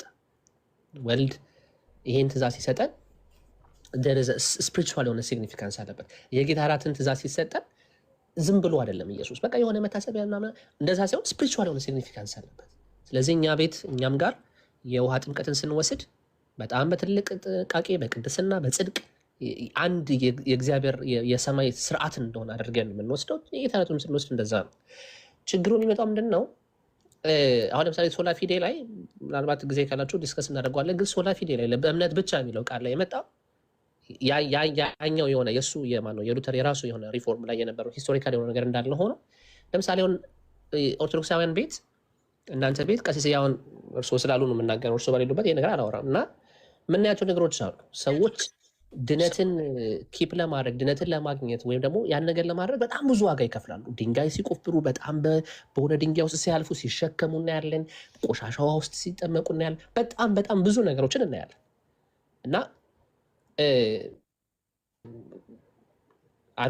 አሁን ነው የቤተክርስቲያኒቷን ጥልቅ ትምህርት አላውቅም እንደርሶ። ግን አሁን እርሶ እያወሩን እንደሆነ እያስተማሩን እንደሆነ ከሆነ ግን መጽሐፍ ቅዱሳችን ሰው ለመዳን ጄኒውን የሆነ እምነት ያስፈልገዋል። ክርስቶስ ኢየሱስ ላይ ሪሌይ ማድረግ አለበት። ከዛ ደግሞ ያን ነገር በጥምቀት ይገልጧል። ጥምቀትም አንዱ ወደዚህ ፋሚሊ የመግቢያ በር ኢንትረንስ እንደሆነ ከፌዝና ጥምቀት አንድ እንደሆነ ነግሮናል። ሰው ለመዳን ይሄ ብቻ ከተሰጠ ሌሎች ኤክስትራ የሚደረጉ ስራዎች አሉ። ጥምቀት ላይ የተደረጉ ማለት ድነት ላይ የተደረጉ ስራዎች አሉ። ለዛ ነው ቅድም ማነው ሉተር ያነሳውላችሁ እና አውገስቲኒያን ሞንክ በነበረበት ጊዜ ኮንስተንትሊ ነው በጣም የሚጾመው። በየሰዓቱ የሚጸልይ ሰው ነበረ። በየሰዓቱ ኮንፌስ ያደርግ ነበር ኃጢአቱን። በየሰዓቱ ህይወቱ በጣም ሲቪር የሆነ ዲሲፕሊን የነበረው ሰው ነበር። በዛ ውስጥ ሁሉ ሆኖ ግን ይህን ሁላ ያደረገ እየጾመ እየጸለየ ኃጢአቱን በየሰዓቱ በየደቂቃው የተናዘዘ ግን የእግዚአብሔርን ጀጅመንት ሁል ጊዜ ይፈራ ነበር ይላል። ሁል ጊዜ ነው የምፈራው የእግዚአብሔር ጀጅመንት። እንደዚህ ሆኜ ኳሊፋይድ እሆናለሁ ወይስ አልሆንም እያልኩኝ ይፈራ ነበረ። ነገር ግን አንድ ቀን ሮሜ 1:17 ሲያነብ ጻድቅ በእምነት ይኖራል የሚለው ቃል ለእኔ ልክ ፓራዳይዝ እንደገባሁኝ ሆነልኝ። አሃ ስለዚህ ሳሚ ጥያቄ መጠየቅ እንችላለን? ቆይ እናትዬ አንዴ ኮንፍሊክት እያደረግ ስለሆነ ምናልሽ አሳጥረውና ጥያቄ እንጠይቃለን። ችግር የለውም። ሀሳቤን ኮንክሉድ ላድርግና እንደን ካንዘት ቀጥያለሽ አንቺ። ከዛ በኋላ ይሄን ቃል ሲያነብ ሮሜ መኖራቸውን ለምትናገረው እሳቸው ምላሽ ስለሚሰጡ አሉ ቀሲስ አሉ። እሺ ቀጥል ሳሚሽ። ያ ከዛ ይሄን ሁሉ አድርጎ ጀጅመንትን ምፈራ ከሆነ ብሎ ሮሜ ምዕራፍ 17 ላይ ግን ይሄ ነገር አለ የእግዚአብሔር ራይቸስነስ የእግዚአብሔር ጽድቅ ለአማኙ ስጦታ ከሆነ በእምነት የምንቀበለው ነገር ከሆነ ኃጢአት ብዬ ልወቀስ አይገባኝም። የራሴ ኢፈርት አያስፈልገኝም። ያ ማለት መጾምን ተዋለውን አይደለም። ጾሜ ጸልዬ ዲሲፕሊን የሆነ ኑሮ ኖሬ ነገር ግን ጀጅመንት የሚባል ነገር በእኔ ውስጥ ሊኖር አይገባም። ፊር ሊኖር ፍርሃት ሊኖር አይገባም። ራይቸስ ይሄ ጻድቅ በእምነት ይኖራል የሚለው ቃል ማለት ነው። ስለዚህ ምን ብሎ አለ? ልክ ወደ ፓራዳይዝ እንደገባ ሆነልኝ፣ የፓራዳይዝ በር ተከፍቶ እንደገባ ሆነልኝ ብሎ ሌተር ዲስክራይብ ያደረገ ማለት ነው። ፌዝ አለውን የሚለው ቃል እሱ ሲያስረዳው በሮሜ 3:28 ላይ፣ ሮሜ 4 ላይ፣ ገላትያ ላይ 2 እና 3 ላይ፣ ኤፌሶን 8 ላይ፣ ፊልጵስዩስ 3 ላይ ያለውን ሀሳብ እንዳለ ያስቀምጣል። እውነት ነው። አለውን የሚለው ቃል ቅድም እንዳልኳችሁ በዘመኑ በጣም ብዙ ተግዳሮት ነበረበት። ሂስቶሪውን የምታውቁ ከሆነ ይሄ ሴል ኦፍ ኢንደልጀንሲስ የሚባላል አይደለ? ማለት እነ ጆን ቴዝል ማለት ነው። እና በቃ ያቺን ድነትን በገንዘብ እየገዙ ማለት ቤተክርስቲያኒቷ ካቶሊክ ክርስቲያን እንደዛ አላደረገችም ኦፊሻሊ። ግን ደግሞ አንዳንድ እዛ የነበሩ ፌመስ የሆኑ ሰዎች እንደዛ ያደርጉ ነበር፣ ይሸጡ ነበር፣ ድነትን ይሸጡ ነበር በገንዘብ ማለት ነው። እንደውም የጆን ቴዝል አንዱ ስሎገን ምንድነው? አሱናስ ያቺ ኮይን ሄዳ ካቨሩን ምንድነው ኮቨር ሪንግ ስታደርግ የአንድ ሰው ነፍስ ወደ ፑርጋቶሪ ስፕሪንግ ታደርጋለች የሚል ትምህርቶች ነበሩና እንደዚህ አይነት ነገሮች በፍጹም ለመዳን ሌላ የምንጨምርበት ነገር የለም። በክርስቶስ ኢየሱስ ማመንና ማመን ብቻ ነው። ይሄ ሲባል ግን ጥምቀትን ያስወገድ አይደለም፣ መልካም ስራ ያስወገድ አይደለም፣ ጸጋን ያስወገድ አይደለም፣ መጸለይን ያስወገድ አይደለም፣ በፍጹም አይደለም። ሉተር ይህንን ሲያስቀምጥ በስራ አይደለም ብሎ ሲል ኤፌሶን 2:8ን በደንብ እያብራራ ነው። ስራ አይደለም እንድንድንበት ሌላ የምንጨምረው ስራ የለም። እኛ ጋር ሰው ለመዳን እንዲና እንደዛ አያደርግም፣ በእምነት ይኖራል። ያ ደግሞ እምነቱ ደግሞ በህይወቱ ይገለጣል የሚል ትምህርት ነው። ቀሲስ ሶሪ ረጅም ካደረጉ በጣም ይቅርታ ኤፍቲ፣ በጣም ይቅርታ። ትናንትና የሄድኩበትን ነገር ስላነሳው የሆነ ነገር ማለት ስላለብኝ ነው። በጣም ይቅርታ ታደርጉልኛላችሁ። እምነት ብቻ የሚለው ያወራው ነገር ማለት ይሄ በሉተር ጉዳይ ላይ የምቀበላቸው አሉ እንዳልሁት። በነገራችን ላይ ሉተር እዚህ ውስጥ የገባበት ከመጀመሪያው በድንጋጤ ነው ወደዚህ ውስጥ የገባው። በነገራችን ላይ የህግ ተማሪ የነበረ ነው። ማስተርሱን ይዟል በነገራችን ላይ ሲመነኩስ እና ከመነኮሰ በኋላ ደግሞ ፒኤችዲውን ሰርቷል። የመጀመሪያም ራሱ ሳሚዬ እንደምታውቀው ሉተር መብረቅ ድንገት መንገድ ላይ ሲወድቅበት ኧረ ቅድስት ሐና አድኝኝ፣ እንደው ከዚህ ከተረፍኩኝ በህይወቴ ዘመን ሁሉ መንኩሻ አገለግላለሁ ብሎ በድንጋጤ ቃል ገባ። ሳያስብበት ያለ ጥሪው ነው የገባው። ከመጀመሪያ ደንግጦ ነው የገባው። እንደ ጳውሎስ እንዳንል ባካፕ አድርጓል። እንዲያውም ያንን ህይወቱን አውግዞታል። ከወጣ በኋላ የምንኩስና ህይወትን ማውገዝ ብቻ ሳይሆን መነኩሲት በ1525 መነኩሲቱን ካትሪናን ሲያገባ መነኩሲትን ጭምር ነው የተቃወመው። እሱ የራሱን ምንኩስና ጣለ፣ ቀጠለና እና መነኩሲቷን ደግሞ አገባ። ባልታጣ ሴት የተማረ ነው፣ በጣም የሚፈለግ ሰው አይነት ሰው ነው። ግን ባልታጣ ሴት ግን መነኩሲ ጋር ነው ሁሉ የወደቀው። ለምን ሲባል ተቃውሞ ነው። በቃ ውስጡ ላይ እንደተባለው ገዳም ሲገባ በጣም ከአቅሙ በላይ የሆነ ይጾማል፣ ይጸልያል። እና እኔ እንደውም የገዳምን ሕይወት አንዳንድ አንስቼ ሳስተምር ነበር። ጽድቅን ለመፈጸም ግራ ገባው። እዚያ ውስጥ ያለ ቀኑናን መፈጸም አለብኝ የሚል ነገር አለው። ልምምድ የለውም ማለት ከልጅነቱ ጀምሮ በመንፈሳዊ ሕይወት ምናምን ያደግ አይደለም። እንዳልኳችሁ የሕግ ተማሪ ነው። በጣም ጎበዝ ጂኒየስ የሆነ ተማሪ የነበረ ነው። ሲደነግጥ ብቻ ነው በቃ እንደ ማንኛውም ተራ ማለት እንደ ማንኛውም ካቶሊካዊ አማኝ የነበረ ሰው ነው። ሲደነግጥ ግን ልክ በኢየሱስ ስም ወይም በስመ አብ እንደምንለው አይነት ቃል ገባ። ቃል እንደ አለማክበር ደግሞ የህሊና እንትን አለው እንደምታውቁት፣ የህሊና ወቀሳ ህሊና ይወቅሳል። ከዚያ ለማምለጥ መነኮሰ። ጽድቅን በራሱ ለመፈጸም ታገለ። ይሄ እንግዲህ የእውቀት ማነስ ጭምር ነው የነበረበት። ከእውቀት ማነስ ካለመረዳት፣ ክርስትናውን በደንብ ካለመረዳት እንጂ እንደዚያ ቅድም እንዳልከው ለምሳሌ ድንጋይ ካልቧጠጣችሁልኝ፣ በዚህ በቀዳዳ ካልገባችሁ፣ እንደዚህ ካልጾማችሁ አላድናችሁም አላለም ክርስቶስ። ሰዎቹ ግን የስጋ ፈቃዳቸውን ለማሸነፍ ዕለት ከዕለት ይታገላሉ፣ ስትራግል ያደርጋሉ። እሱ ደግሞ ከህሊናቸው ሕግ የተነሳ ነው። ለምሳሌ ሳምዬ እኔ ጋር የንስሐ ልጆች አሉ። የንስሐ ልጆች ሲመጡ የሚያስጨንቃቸውን ነገሩ በሙሉ አንዳንዶቹ ነገሮች ማለት ኦኬ ብዬ ነው የምመልሳቸው። አንዳንድ ነገሮች የሚነግሩን በጣም ተጨንቀዋል። በጣም ኢቨን እንኳ ባልና ሚስት አብረው መተኛታቸውን ይህን ራሱ እንደ ኃጢአት የሚቆጥር ሰው ሊኖር ይችላል። ማለት ኦፍኮርስ ዝም ብሎ እንደ እንስሳ በየቀኑ አልጋ መሳበር ዝሙት ነው። ባልና ሚስትም ቢሆን ዝም ብሎ ልቅ የሆነ ነገር ስርዓታዊ መሆን አለ። እንስሳትም ተፈጥሮ ሊያስተምረን ይገባል። እንስሳትም አያረጉትም እንደዚህ።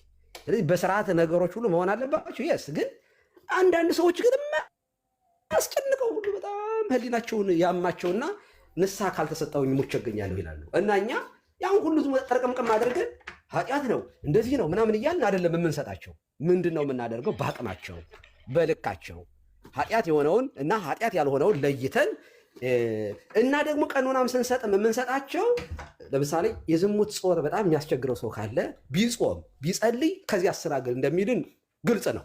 ለምሳሌ ከሃይማኖት ውጭ ሆነን አንድ ነገር ላስረዳችሁ። በስራ በጣም የተጠመደ ባል ከሚስቱ ጋር የመተኛት ዕድል ራሱ አይኖረው። እውነት መናገር በጣም ስራ ፈት የሆነ ዝም ብሎ የሚበላ የሚጠጣ ከሆነ ደሙ ይፈላል፣ ደሙ ይሞቃል፣ ስሜቱ ከሚስቱ ውጭ ሁሉ ሊሄድ ይችላል። በስራ መጠመድ በራሱ ማለት ነው። በስራ መጠመድ በራሱ ከዝሙት እንዲርቅ ያደርጋል አንድን ሰው። የጥንት ግብፃውያን ህንዶች ይጾሙ የነበሩት አንደኛው ለእድሜ ለጤና፣ እንደ መሐመድ ደግሞ መሐመድ ግን መታጠብ ንጽህና መጠበቅ እዚያ ጋር ያበረታል ይላል። እና እንደሱ አይደለም እኛ የምንጾመው። ስለዚህ የሉተር ፌዛሎንን ያመጣበት ጸጋ ብቻ የሚለውን ያመጣው እዚያ ገዳም ውስጥ ሆኖ ለመዳን ብሎ የሚታገለው ትግል እና የገባው ፕሮሚስ ራሱ ባለመፈጸሙ ከዚያ የተነሳ እንደሆነ ግልጽ ነው። በእውነቱ በዚያ ምክንያት ነው ይሄን ያመጣው። እና ሳሚዬ ይሄኛውን ለማጽደቅ እንተው ትክክል እንደሆነ አድርገህ ያመጣው ነገር ስህተት ነው ብዬ ነው የማምነው። ከመነሻው እዚህ ጋር ማስተካከያም አለ ይኖራል፣ እንደሚኖርህ ማምናለሁ። ምክንያቱም ሄድኩበት እኮ እንደሚኖርህ ገምቼ ነው። ስለዚህ ሉተር ይኸውልህ ከወጣ በኋላ ማለት ነው የተቃወመው ፓፓሲ ኢንፋሊቢሊቲን እና የኃጢአት ማስተስሪያ ካርድን ነበር የተቃወመው። ከወጣ በኋላ ሌላ ችግር ባይኖርበት ኖሮ ተቃውሞ የክርስትና ሕይወትን መኖር ስላቃተው ባይሆን ኖሮ ምንድን ነበር የሚያደርገው? ኦኬ የወጣ የተቃወማቸውን ነገሮች ብቻ ተቃውሞ የቅድስናን ሕይወትን ግን ክርስቲያናዊ ሕይወትን ግን ለምሳሌ ሚስት አለማግባት እኮ ኃጢአት አይደለም አይደል? ጳውሎስ እንደኔ የሚፈልግ ሰው ካለ እንደኔ ዝም ብሎ ጌታን ብቻ ያገልግል ብሏል። ግን በፍትወት ከሚቃጠል ደግሞ ያግባ። ይሄ ኦፕን ነው። ማግባት ይችል ነበር እኮ ግን ከመነኮሰ በኋላ ያንን በማህበራዊ ህይወት የሚኖረውን ተቀባይነት አሰበና እንደዚህ ከማድረግ የራሴን እንትን በፈጠር ይሻላል የሚል ተቃውሞ ጭራሽ ሲወጣ ካላነሳው ጥያቄ ከወጣበት ውጭ የሆነ ነገር አምጥቶ ስለ ስራ፣ ስለ ጽድቅ ቅዱስ ጳውሎስን በተግባር ነው የተቃወመው። የቅዱስ ጳውሎስን ሕይወት ተቃውሞ መነኩሴ ሲያስፈርስ የእነ አባ እንጦንስን ሕይወት በተግባር ሲቃወም እናያለን። ደግሞ ከያዕቆብ ጋር ደግሞ መጥቶ ደግሞ ይላተማል እና እኔ ሉተር በቀጥታ የተላተመው ከሐዋርያት ጋር የተላተመው ከነ ቅዱስ ጳውሎስና ከቅዱስ ያዕቆብ ጋር ራሱ ከጌታ ጋር ጭምር ነው። ጌታ ለምሳሌ ተግታችሁ ጸልዩ ብሏል። ትግሁ ወጸልዩ ከመ ይትባኡ ውስተ መንሱት ብሏል። ስለ ተግቶ መጸለይ፣ መጾም እነዚህ ነገሮች በሙሉ ስጋችንን ገተን መያዣዎች እንደሆኑ ራሱ በገዳመ ቆሮንቶስ ጾሟል፣ ጸልዩዋል። እሱ ብቻ አይደለም መዓልተ ይሜህር በምኩራብ ወሌልተ ይበይ ውስተ ደብረ ዘይት ዘስሙኤል ይሆን ቀን ቀን በምኩራብ እየተገኘ ማታ ማታ ደግሞ ሌሊት ደብረ ዘይት ኤሊዮን በሚባል ቦታ ሲጸልይ ያድር ነበር ነው ተተዋል። ስለዚህ መጾም፣ መጸለይ እንደዚህ ያሉት ነገሮች ጌታም ሰይጣን እንኳን እንደዚህ ያለው ያለ ጾምና ያለ ጸሎት አይወጣም ብሎ በትምህርት ደረጃ እንኳን ጾም፣ ጸሎት፣ ስግደት አስፈላጊ እንደሆነ ለህይወታችን ክርስቶስን ለመምሰል የስጋን ሐሳብ ገቶ መያዝ አስፈላጊ እንደሆነ ትምህርት የሰጠው ራሱ ጌታ ነው እና የሉተር አነሳስ ሮሊ ቦልድሊ ሮንግ ነው ብዬ ነው ማምነው። ሳምዬ ቴንክ ዩ። አይ ችግር የለውም ማመን እንደዛ ችግር የለውም። ግን አሁን እርሶ ሚስ ኮት ያደረጉት ማን ነው ሉተርን? አንደኛ የእሱ የሞናስቲክ ላይፉ በጣም ሲሪየስ እና ዲሲፕሊን እንደሆነ እነ ጆን ቮን ስታፕቲዝ እና ሌሎችም በጣም ትልልቅ ሱፔሪየር የነበሩ የእሱ ሱፔሪየር የነበሩ ሰዎች በጽሁፍ አስቀምጠዋል። በጣም የሚገርም ዲሲፕሊን ያለው ህይወት እንደነበረው እንደውም እሱ ራሱ ለምሳሌ ሉተር አንድ የጻፈው ጽሁፍ ላይ እንደው ሞንክ በሰማይ ላይ ሄቨንሊ ባይዝ ማንከሪ ቢሆን ኖሮ እኔ በጣም በሰማይ ትልቅ ታይትል አገኝ ነበር ብሎም ጽፎ ነበር። በጣም ህይወቱ የተመሰገነ ህይወት ነበር። በፍጹም ሞናስቲዝምን እሱ አልተቃወመም። ሞናስቲዝም ትክክል አይደለም ወይም ደግሞ ብሎ አይደለም የተቃወመው። ሞናስቲዝም as a superior path to justification የሚል ትምህርት ግን ትክክል አይደለም። ሰው ሞናስቲዝም ስለሆነ የተለየ ጻድቅ የተለየ ቅዱስ አይሆንም። ይሄ ትምህርት በፍጹም ለምሳሌ በካቶሊክ ቸርች ላይ ስፔሻል ቮኬሽን ይባላል። የእግዚአብሔር ጸጋ ነው ኦፍኮርስ፣ ግን ስፔሻል ቮኬሽን ብለው ሞናስቲዝምን በዛ ደረጃ ያስቀምጣሉ እና እሱ ይህን ሪጀክት አድርጓል። አይዲያ ኦፍ ሞናስቲዝም ሁል ጊዜ ሱፔሪየር የሚባል ነገር የለውም። ሰው በእግዚአብሔር ፊት ቢፎር ጋድ ምንም ሞናስቲክ የሆነ ዱናት ሜክ ፐርሰን ሞር ራይቸስ አያደርገውም፣ ሞር ጻድቅ አያደርገውም። በነገራችን ላይ እና ጸሎትንም ባይዘው ቀሲስዬ እንትን አላደረገም ወይ ቀሲስዬ አሁን ሉተር ያረገውን የነበረውን እኮ በምንኩስና ህይወት ውስጥ ከአቅማችሁ በላይ እንደዚያ ታገሉ እኮ የሚል እኮ ህግ እኮ የለም። በነገራችን ላይ አይ ነው ቅድም ሚስኮት ያረገው የነበረ በራሱ ነው። ለምሳሌ በእኛ ቤተክርስቲያን ጀማሪ ክርስቲያን ከጳጳስ ይበልጣል ሲባል ሰምታል። እና ሁልጊዜ ጀማሪ ነገር እንደው ሁሉ ካልጨረስኩት ይላል እና ይሄ ትክክል አይደለም፣ ይመከራል። በነገራችን ላይ በገዳም ካልመነኮስኩኝ ካለ ሲባል ኖ አትመነኩሳት፣ ኧረ አመንኩሱኝ እየተባለ 3 ዓመት የግዴታ መጠበቅ አለብን ይባላል።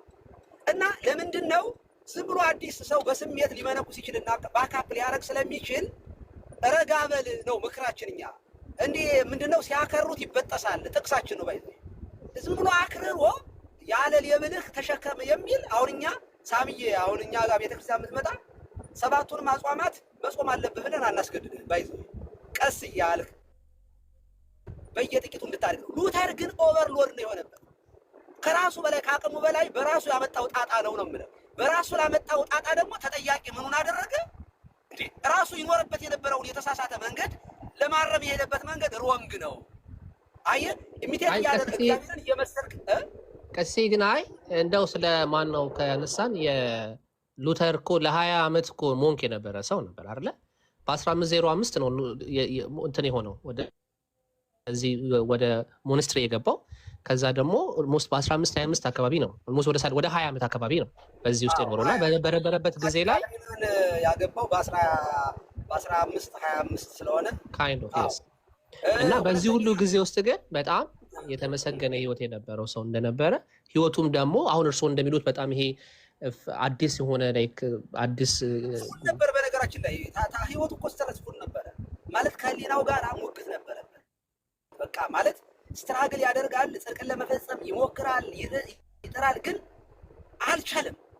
እና ከዛ በኋላ ምክንያቱም ህሊናው እረፍት አልነበረውም። ያ ጥቅሱን ሲያገኝ ህሊና ያረፈ ያለበት እኮ ምክንያት አንደርስታንዲንግ ችግር ነበረበት እኮ ነው እያልኩ ያለው ማለት ይሄማ ቀሲስ ይሄማ የሁሉ ሰው ይሄ ሁሉ ሰው እኮ ጥያቄ እኮ ለምሳሌ እኔ አሁን እርሶና እዚህ ያሉ ሰዎችን እዚህ ቲክቶክ ላይ ያሉ ኦርቶዶክሳውያን ወንድሞችን ለምሳሌ መጀመሪያ ላይ እኮ ድነሃል ሲባል አይ እኔ እኮ እርግጠኛ እሱን ማውቀው እዛው ሰማይ ስገባ ነው የሚል ትውልድ ነበር።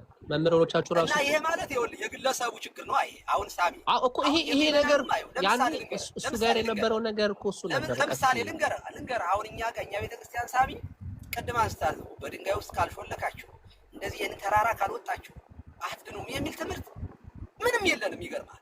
ምንም ነገር ነው ጭራሽ አይገናኝም። አንድ ዘማዊ የሆነ ቦታ ሄዶ ድንጋይ ተሸክሞ ወይንም ደግሞ በሆነ ቀዳዳ ስለገባ ይጸድቃል? በታምር ሰው የሚድነው ንስሐ ገብቶ ስጋውና ደግሞ ሲቀበል ነው። በቃ ትምህርታችን ይሄ ነው። በቃ ከዚህ ውጭ ግን የሆነ ተራራ ስለወጣ እሱ አንዳንድ የግንዛቤ እጥረት ያለባቸው ቄሶች የሚያስተምሩት አንዳንድ ምዕመናን ደግሞ ባለመረዳት የሚያደርጉት ነገር ነው። እግዚአብሔርን በእውነት ይሄ አያስደስተውም። እኔ በጥረታችን ጽድቅ አለ ብሎ የሚያስብ ሰው ሞኝ ነው። ዘላለም አይጸድቅም። እግዚአብሔር የእግዚአብሔር ምሕረትን እንደው ደክመን እንኳን የምንለው ምን እንደሆነ ታውቃለህ ሳምዬ? ንስሐ የገባ ሰው 40 ቀን ንስሐ ሰጥቼው እንኳን ሲመለስ በከመ ምሕረትከ እያለ ነው ወደ ስጋው ደግሞ የሚቀርበው እንጂ አሁን ስጋው ደሙን የኛ ንስሐ የኛ ቅድስና ተወዳዳሪ ሆኖ ተመጣጣኝ ካሳ ሆኖ እንደዚህ የሚባል ትምህርት የለም ሳምዬ። ይሄው ካህን ነኝ ባይዘው ስናገር ስህተት ቢገኝብኝ ታውቃለህ፣ እኛ ቤት 4 አይናብሱን ምን ሆን ምሕረት የለም። ለፖለቲካ ምናምን ብዬ አይደለም እኔ የማወራው እንደ ካህን ስለሆነ የማወራው። ሰዎቹ ግን ባለመገንዘብ ግን እንደዚህ የሚኖሩ ሰዎች አሉ። ከታችም ያላችሁ ሰዎች ካላችሁ እንደዚህ ያሉትን ነገሮች የምታደርጓቸው ስጋችሁን ገታችሁ ለመያዝ ለበረከት ደግሞ ምክንያቱም ስጋና ነፍስ ሁለቱ ይፋተጋሉ፣ ሁሌም ይቀዋወማሉ አንዱ ለአንዱ ጋር። የተገለጡ የስጋ ስራዎችን በተገለጡ የመንፈስ ፍሬዎች ለማሸነፍ የምናደርጋቸው ነገሮች አሉ። በዚህ ሁሉ ግን ሀባህለወት ብዙ ኃጢአት ኃጢአት በበዛበት የእግዚአብሔር ምሕረት ስለሚበዛ እንድናለን ነው ትምህርታችን። ምሕረቱ ነው። ስጋ ወደሙን ስንቀበል የምንጸልየው ጸሎት አለ። ቅዳሴው ላይ ምንለው ነገር አለ። ጌታ ኦግዜ ኢየሱስ ክርስቶስ አኮ ዘደሉኒ ትባታ የተጠፈረ ቤት ያ የመቶ አለቃውን ጸሎት ጭምር እየጠቀስን ከቤት የጣራ በታች ትገባ ዘንድ አይገባኝም። ጌታ ኢየሱስ ክርስቶስ ወይ እኔ ኃጢአተኛ ነኝ ርኩስ ነኝ፣ አንተ ግን ቅዱስ ነህ፣ ስጋህና ደምህን የምቀበለው በአንተ ምሕረትና ቸርነት ነው እያልን በእንባ ነው የምንቀበለው። ባይዘው ይሄ እያንዳንዱ ቆራቢ ባይዘው ይሄንን ማለት አለበት። ቅዳሴው ላይ ይበሉ ህዝብ ነው የሚለው። ሁሉም ህዝብ ስጋው ደሙን ከመቀበሉ በፊት ይሄንን ይጸልዩት ይላል እና ከቤት የጣራ በታች ትገባ ዘንድ አይገባኝም ማለት ክርስቶስ ስጋዬን የበላ ደሜን የጠጣ እሱ በእኔ እኔ በሱ ስለሚል በዚያ ምክንያት ነው የምንለው ለማለት ነው። ሳቢ ወደኛ ቤት ከሚጠቁሙ 80% እነሱ ቤት እንጨት ሶፍት ላብ ምን የሚበላ እንዳለ ጴንጤ አይደለም ያለው። ለምን እነሱን አያዩትም ነው? አሁን የኦርቶዶክሱን ትተው ቆይ አንዴ ኤፍቲ የኦርቶዶክሱን ትተው ቤታቸው ያለውን ነገር ለምን አያዩትም? አሁን እኛ ጋር ታጥቶ ተማረክ ከ80% በላይ ይሄ እንዳይሆን በጥያቄ መልክ እንጠይቀው እንጂ እንትን እንዳናደርገው ወደ እነሱ ምን ተሰናደርግና በጥያቄ መልክ እንጠይቀዋለን። ችግር የለውም። አዎ ሰሙ ምን መሰለ ሳሚ ከርሱ ጋር ስለተነሳ ነው እንጂ እኔ ስለሱ ጉዳይ አይደለም። ሳሚ አይ ሚስ አንደርስታንድ ያደረከን ስላለ ቀስ ይጨርሱና እኔም እጠይቃለሁ። ሚስ አንደርስታንድ ያደረጋችሁን አለና እንጠይቃለን። ችግር የለውም። እሺ ሳሚ ምንድነው መሰለ እንደዚህ ያሉት ነገሮች ሳሚም ራሱ ሲቃወም ስለማየው እኔ ይሄንን አልጠይቀውም። ትናንትና የነዩ ጩፋን ሶርቲ ቤት ገብተው እነዩ ጩፋን ሌሎች እንደዚህ ያሉት ሰዎች ሲቃወሙ ሌላም ጊዜ አይተናቸዋል። ስለዚህ ሳሚን እኔ በግሉ እንደግል በጣም አክባሪው ነኝ። በዚህ ጉዳይ ላይ ግን ችግር የለውም። ጴንጤው ስለሚያደርገው እኛ የምናደርገው ሊባል ስለማይችል እንደተባልከው እዩ ጩፋ ስር ሄዶ እነ ጌታቸው ሲሰግዱ ሲንበረከኩ ሶፍት ሲያስበሉ እንደ ልብሳቸውን የነካ ሁሉ እንደዚህ ባለ ነገር ላይ ይድናል ብሎ ሰው በሌለ ነገር ዝሞ እየቃተተ እረፍት እያጣ የሚኖር ሰው ካለ አንድ ቀን የሆነ በቃ ልክ ሉተር ነው የሚሆነው። ክርስትናው ሲከብደው ክርስትናውን ወደ መቃወም ነው የሚሄደው። ይሄ ፕሮቴስት ተሐድሶ በሙሉ ከኛ ቤት የሚወጡ ሰዎች ኮምፕሌን የሚያቀርቡት ይሄን በቃ ሲያቅታቸው ሲከብዳቸው ክርስቲያናዊ ህይወት ሲከብዳቸው ቤተክርስቲያኗን ወደ መቃወም ነው የሚሄዱት። እና እንደዚህ ያሉት ነገሮች እኔ ሉተር ኮምፕሊትሊ በቃ ጭንቀት ነው ወደ ፕሮቴስታንቲዝም ማለት ይሄንን ክሬት እንዲያደርግና ያደረገው ምንም ጥያቄ የለም። ባክግራውንዱ በሙሉ ብታጠኑት የሚያሳየው እሱን ስለሆነ የሉተር ምንኩስና በጣም ያሳዝነኛል። እውነት ለመናገር ደንግጦ መመንኮስ አስፈላጊ አይደለም። ደንግጦ ማግባትም ትክክል አይደለም። ደንግጦ ያለ ጥሪ መግባት ተገቢ አለመሆኑን እኔ በትክክል የምረዳው ከሉተር ጥሪን ማወቅ ጥሩ የህግ ጠበቃ ጥሩ ካቶሊካዊ ሊሆን ይችል ነበር። በእውነት ግን ድንጋጤው የት ውስጥ ከተተው ያለ ጥሪው ምንኩስና ውስጥ ለ20 ዓመት ደግሞ ተንቀዥቅዥ በጣም ይቅርታ በእውነት ይሄን ቃል በመጠቀም ሳሚ ፊት ይሄን በመጠቀም ይቅርታ ጠይቃለሁኝ። ግን በቃ ምንኩስናውን በቃ አፈር ደም ያበላው ማለት ነው። እና ከዚያ በኋላ ደግሞ ውጤቱ ራሱ ስናየው ምን በቤተክርስቲያን ላይ ምን አይነት መከፋፈሎች ምን አይነት የስተት ትምህርቶችን እንዴት እንደወለደ አይታችኋል። እና ውጤቱም መነሻውም ጥሩ አልነበረም፣ መጨረሻውም ተበላሽቷል ብዬ ነው የማምነው። ሳሚዬ ጥያቄ አለን ስላሉ ከአንድ ጠይቁኝ። አንድ ደቂቃ ግን ሪፊት ላድርግና ቆይ ቢኒ አንድ ጥያቄ ሁለታችሁንም ልጠይቅ። ቆይ ተረጋጋ። ቆይ ቢኒ አንድ ደቂቃ እሳቸው ባነሱት ሀሳብ ላይ ሪፊት ላድርግና ከዛ በኋላ ወደ ጥያቄ ትሄዳላችሁ። ሳሚ አንተም ሪፊት ካደረግ መምህርም ቀሲስም ሪፊት ያደርጋሉ እና እንዲህ ሲባባል እንደዛ ሳይሆን የመጨረሻ ከቀሲስ ጋር እንስማማና የመጨረሻ እናድርገውና እሳቸው ተናግረዋል ስለ ስለ ሉተር ሚስ አንደርስታንድ የተደረገውን ነገር ላስተካክልና አንድ ደቂቃ ከዛ በኋላ ጥያቄ ነው ሲደረጋል። አይሻልም ቀሲስ? ለምን ያህል በአንሰጥ ችግር የለውም። ጥያቄ ካለ መልሳለሁኝ። አንድ ደቂቃ ብለሃል። በአንድ ደቂቃ ጨርስላቸውና ይጠይቁን። እሺ ቀሲስ ሚስ አንደርስታንድ የተደረገው እንግዲህ ቅድም እንዳልኩት ማነው ሉተር ወደ 20 ዓመት አካባቢ ላይ በጣም በጽድቅ በቅድስና በሚታይ ዲሲፕሊን በሆነ ህይወት የሚኖር ሰው እንደነበረና ፍሬሽ ምናምን እንዳልሆነ አንድ እሱን ታሪኩን ማየት ያስፈልጋል። ሁለተኛ የሚጸልይ ሰው የሚተጋ ሰው በጽድቅ የሚመላለስ ሰው ሆኖ ግን በአይምሮ ውስጥ ግን ጥያቄ ነበረበት፣ ጀጅመንት ነበር፣ የጀጅመንት ፍርሃት ነበረበት፣ የፍርድ ፍርሃት ነበረበት። ይሄ እኛ ጌታን በደንብ ሳናውቅ በእያንዳንዳችን ውስጥ የነበረ ፍራቻ ነበረ። መጽሐፍ ቅዱሳችን ድንግ ስናነብ ግን ሳልቬሽን ግራንትድ እንደሆነ እግዚአብሔር ልጅነት በክርስቶስ ኢየሱስ ላይ ያለ ሪላያንስ እንደሆነ ቅድም እምነት ስናብራራ ነበር። ለምሳሌ ዮሐንስ ምዕራፍ 12 ላይ ለተቀበሉት በስሙ ለሚያምኑት እነሱ የእግዚአብሔር ልጆች ይሆኑ ዘንድ ስልጣን ሰጣቸው። ከምን አድርጓል? who were born not ከስጋና ከደም የተወለዱ አይደለም ነገር ግን ከእግዚአብሔር ተወልደዋል እያለ ልጅነት፣ ራይቸስነስ፣ አውቶሪቲ የተሰጠ እንደሆነ አንድ ሰው በክርስቶስ ኢየሱስ ላይ ካመነ በኋላ ልክ ገላትያ 3:26 ላይ እንደሚናገረው for in Christ Jesus you are all the son of God through faith በእምነት የእግዚአብሔር ልጆች ናችሁ። አሁን ልጅ የሆነ ሰው ላይ እንደው በቃ ልጅ ስለሆነ ወራሽ ስለሆነ ማለት ነው። ስለዚህ ማነው ሉተር በእንደዚህ አይነት ህይወት ውስጥ ኢቭን ዞ በጽድቅ በቅድስና ኃጢአትን በመናዘዝ ውስጥ ቢያልፍም አይምሮ ውስጥ ግን አንድ ፍርሃት ነበረበት፣ የጀጅመንት ፍርሃት ነበረበት።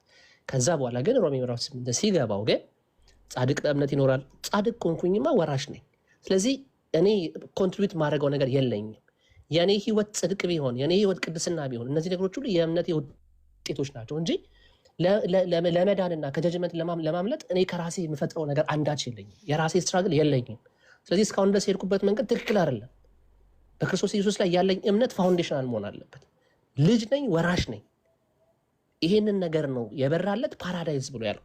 እኔ ይሄ ነገር ይገዛኛል። አንድ ሰው ልጅ ነኝ ብትጠይቁኝ እኔ የእግዚአብሔር ወራሽ ነኝ፣ የእግዚአብሔር ወራሽ ነኝ ደግሞ ብዬ ስል በክርስቶስ ኢየሱስ ላይ ያለኝን እምነትና ትምክት ነው እየተናገርኩት ያሉት እንጂ ስለ ራሴ ጽድቅ አይደለም። ራሴ መታችሁ ብትፈትሹኝ ብዙ ጉድለት ታገኙበታላችሁ። ነገር ግን አንድ ቀንም ግን ጀጅ ራሴን አድርጌ አላውቅም። እንደው በፍርድ ውስጥ ነኝ በኩነኔ ውስጥ ነኝ ያሉት ብዬ አላስብም። ለምን ሲባል የእግዚአብሔር ልጅ ነኝ። የምሰራው ጽድቅ ከእግዚአብሔር የተነሳ ነው የማደርገው። ስደክም ደግሞ እንደ ሰው ደክማለሁ፣ በንስሐ እግዚአብሔር እየነጻ ያሰ በፍጹም ግን እንደው እንትንን ምንድነው ሲኦል ገባ ይሁን የእግዚአብሔር መንግስት አልወርስም ይሁን የሚል ፍርሃት በእኔ ውስጥ የለኝ። ይሄንን ነው ተነስቶ እሱ ያደረገው ከነበረው ሂስቶሪካል ባክግራውንድ የተነሳ ማለት ነው። ጥያቄ መጠየቅ ትችላላችሁ። እሺ ከጨረስ እሺ ሳሙ እየቀበለ ቀሲስ የሉም መሰለኝ እና ሳሚ አሁን የተናገርከው ንግግር በጠቅላላ ከሉተር ኮንፌሽን ጋር የሚጋጭ ነው። ምናልባት ኮንፌሽን አላነበብከውም ይሆናል። አንተ የምታምነው ሉተር አምነህ አያውቅም። ኦሊኖል ወደ ጥያቄያችን እንግባኛል። ቀሲስ ድምጽ ተማሉ ቀሲስ ሙሉውን ሰምቻለሁኝ። እየነዳው ስለሆነ ጂፒኤስ እየፈለኩ አድራሻ ስለነበረ ነው። ሳሚ አንዲት ነገር ብቻ ልበል። 20 ዓመትም ይሁን በቤተክርስቲያን ታሪክ ውስጥ 30 ዓመትም ይሁን 90 ዓመትም ይሁንህ ጽድቅህን መዳንህን ዕለት ዕለት ካልፈጸምክ እና መጨረሻ ካላማረ ያው መጨረሻው ባዶ እንደሆነ ብቻ ይችን ብቻ እንድትይዝ ነው። ሉተር በዚያ ጭንቀት ውስጥ መኖሩ እንዲያውም ዮሐንስ የሉተርን ሕይወት እንዲህ ብሎ ይነግረው ነበረ። በደንብ ስሙኝ ክርስቲያኖች፣ ፍቅር ምንድነው?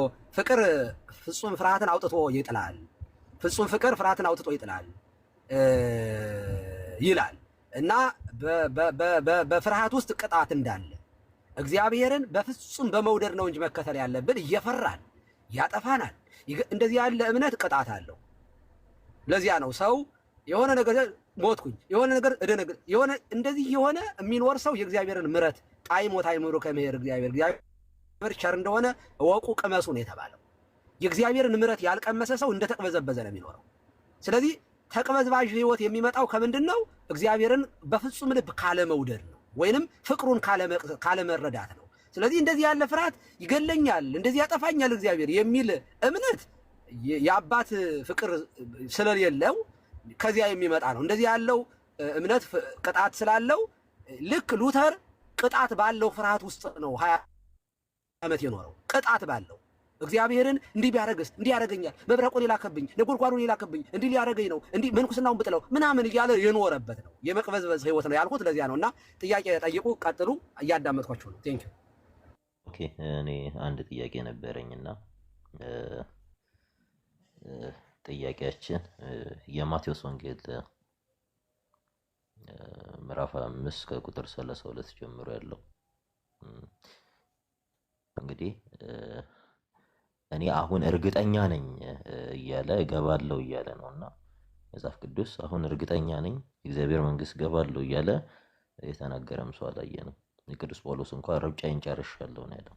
ተጋድሎዬን ፈጽሜያለሁ፣ ወደ ሞት አደባባይ ስለ ክርስቶስ ሊሰዋ እየሄደ ነው ለልጁ ጢሞቴዎስ ይሄን የተናገረውና እስኪ ከምን ይሄ ትምህርት ከየት እንደመነጨም ኢቫሉዌት እናድርገው እና የማቴዎስ ወንጌል እንዴት አድርገህ ነው የምትፈታው? የማቴዎስ ወንጌል ምዕራፍ 5 ከቁጥር 32 ጀምሮ በቀኝና በግራ የከፈላቸው አሕዛብ ብሎ ዳቫስት ሚሊዮን ህዝቡን ማለት ነው። ያው ህዝብ ሲበዛ ነው ኔሽን ነው የሚለውና ህዝቡን በቀኝና በግራ ከፍሎ በቀኝ ያሉትን የአባቴ ብሩካን ብሎ የጠራቸው ኑ ግቡ ሲላቸው ምን ነበረ ምላሻቸው?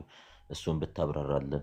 እነሱ ከናንተ የተለዩ ክርስቲያኖች ናቸው። እንግዲህ ወደ ፍጽምና ወይም በፍጽምና የኖሩ እግዚአብሔር ወደ ፍጽምና እርሱን እንዲመስሉ የሰማይ አባታችን ፍጹም እንደሆነ እናንተም ፍጹማን ሁኑ ብሎ ማቴዎስ ወንጌል ምዕራፍ 5 የመጨረሻው ቁጥር ላይ እንደተናገረው ወደ ፍጽምና የደረሱት እንኳን የፍርድ ቀን ላይ ቆመው እናንተ አባቴ ብሩካን ግቡ ሲላቸው ጌታ ሆይ መቼኛ በጎ ስራን አድርገን እያሉ ነውና ከምን አንግል አንዛ የትኛውን የመጽሐፍ ቅዱስ ግራውንድ ይዘህ ነው ይሄን የመጽሐፍ ቅዱስ ክፍል የምትፈታው? ይሄን አብራራለን።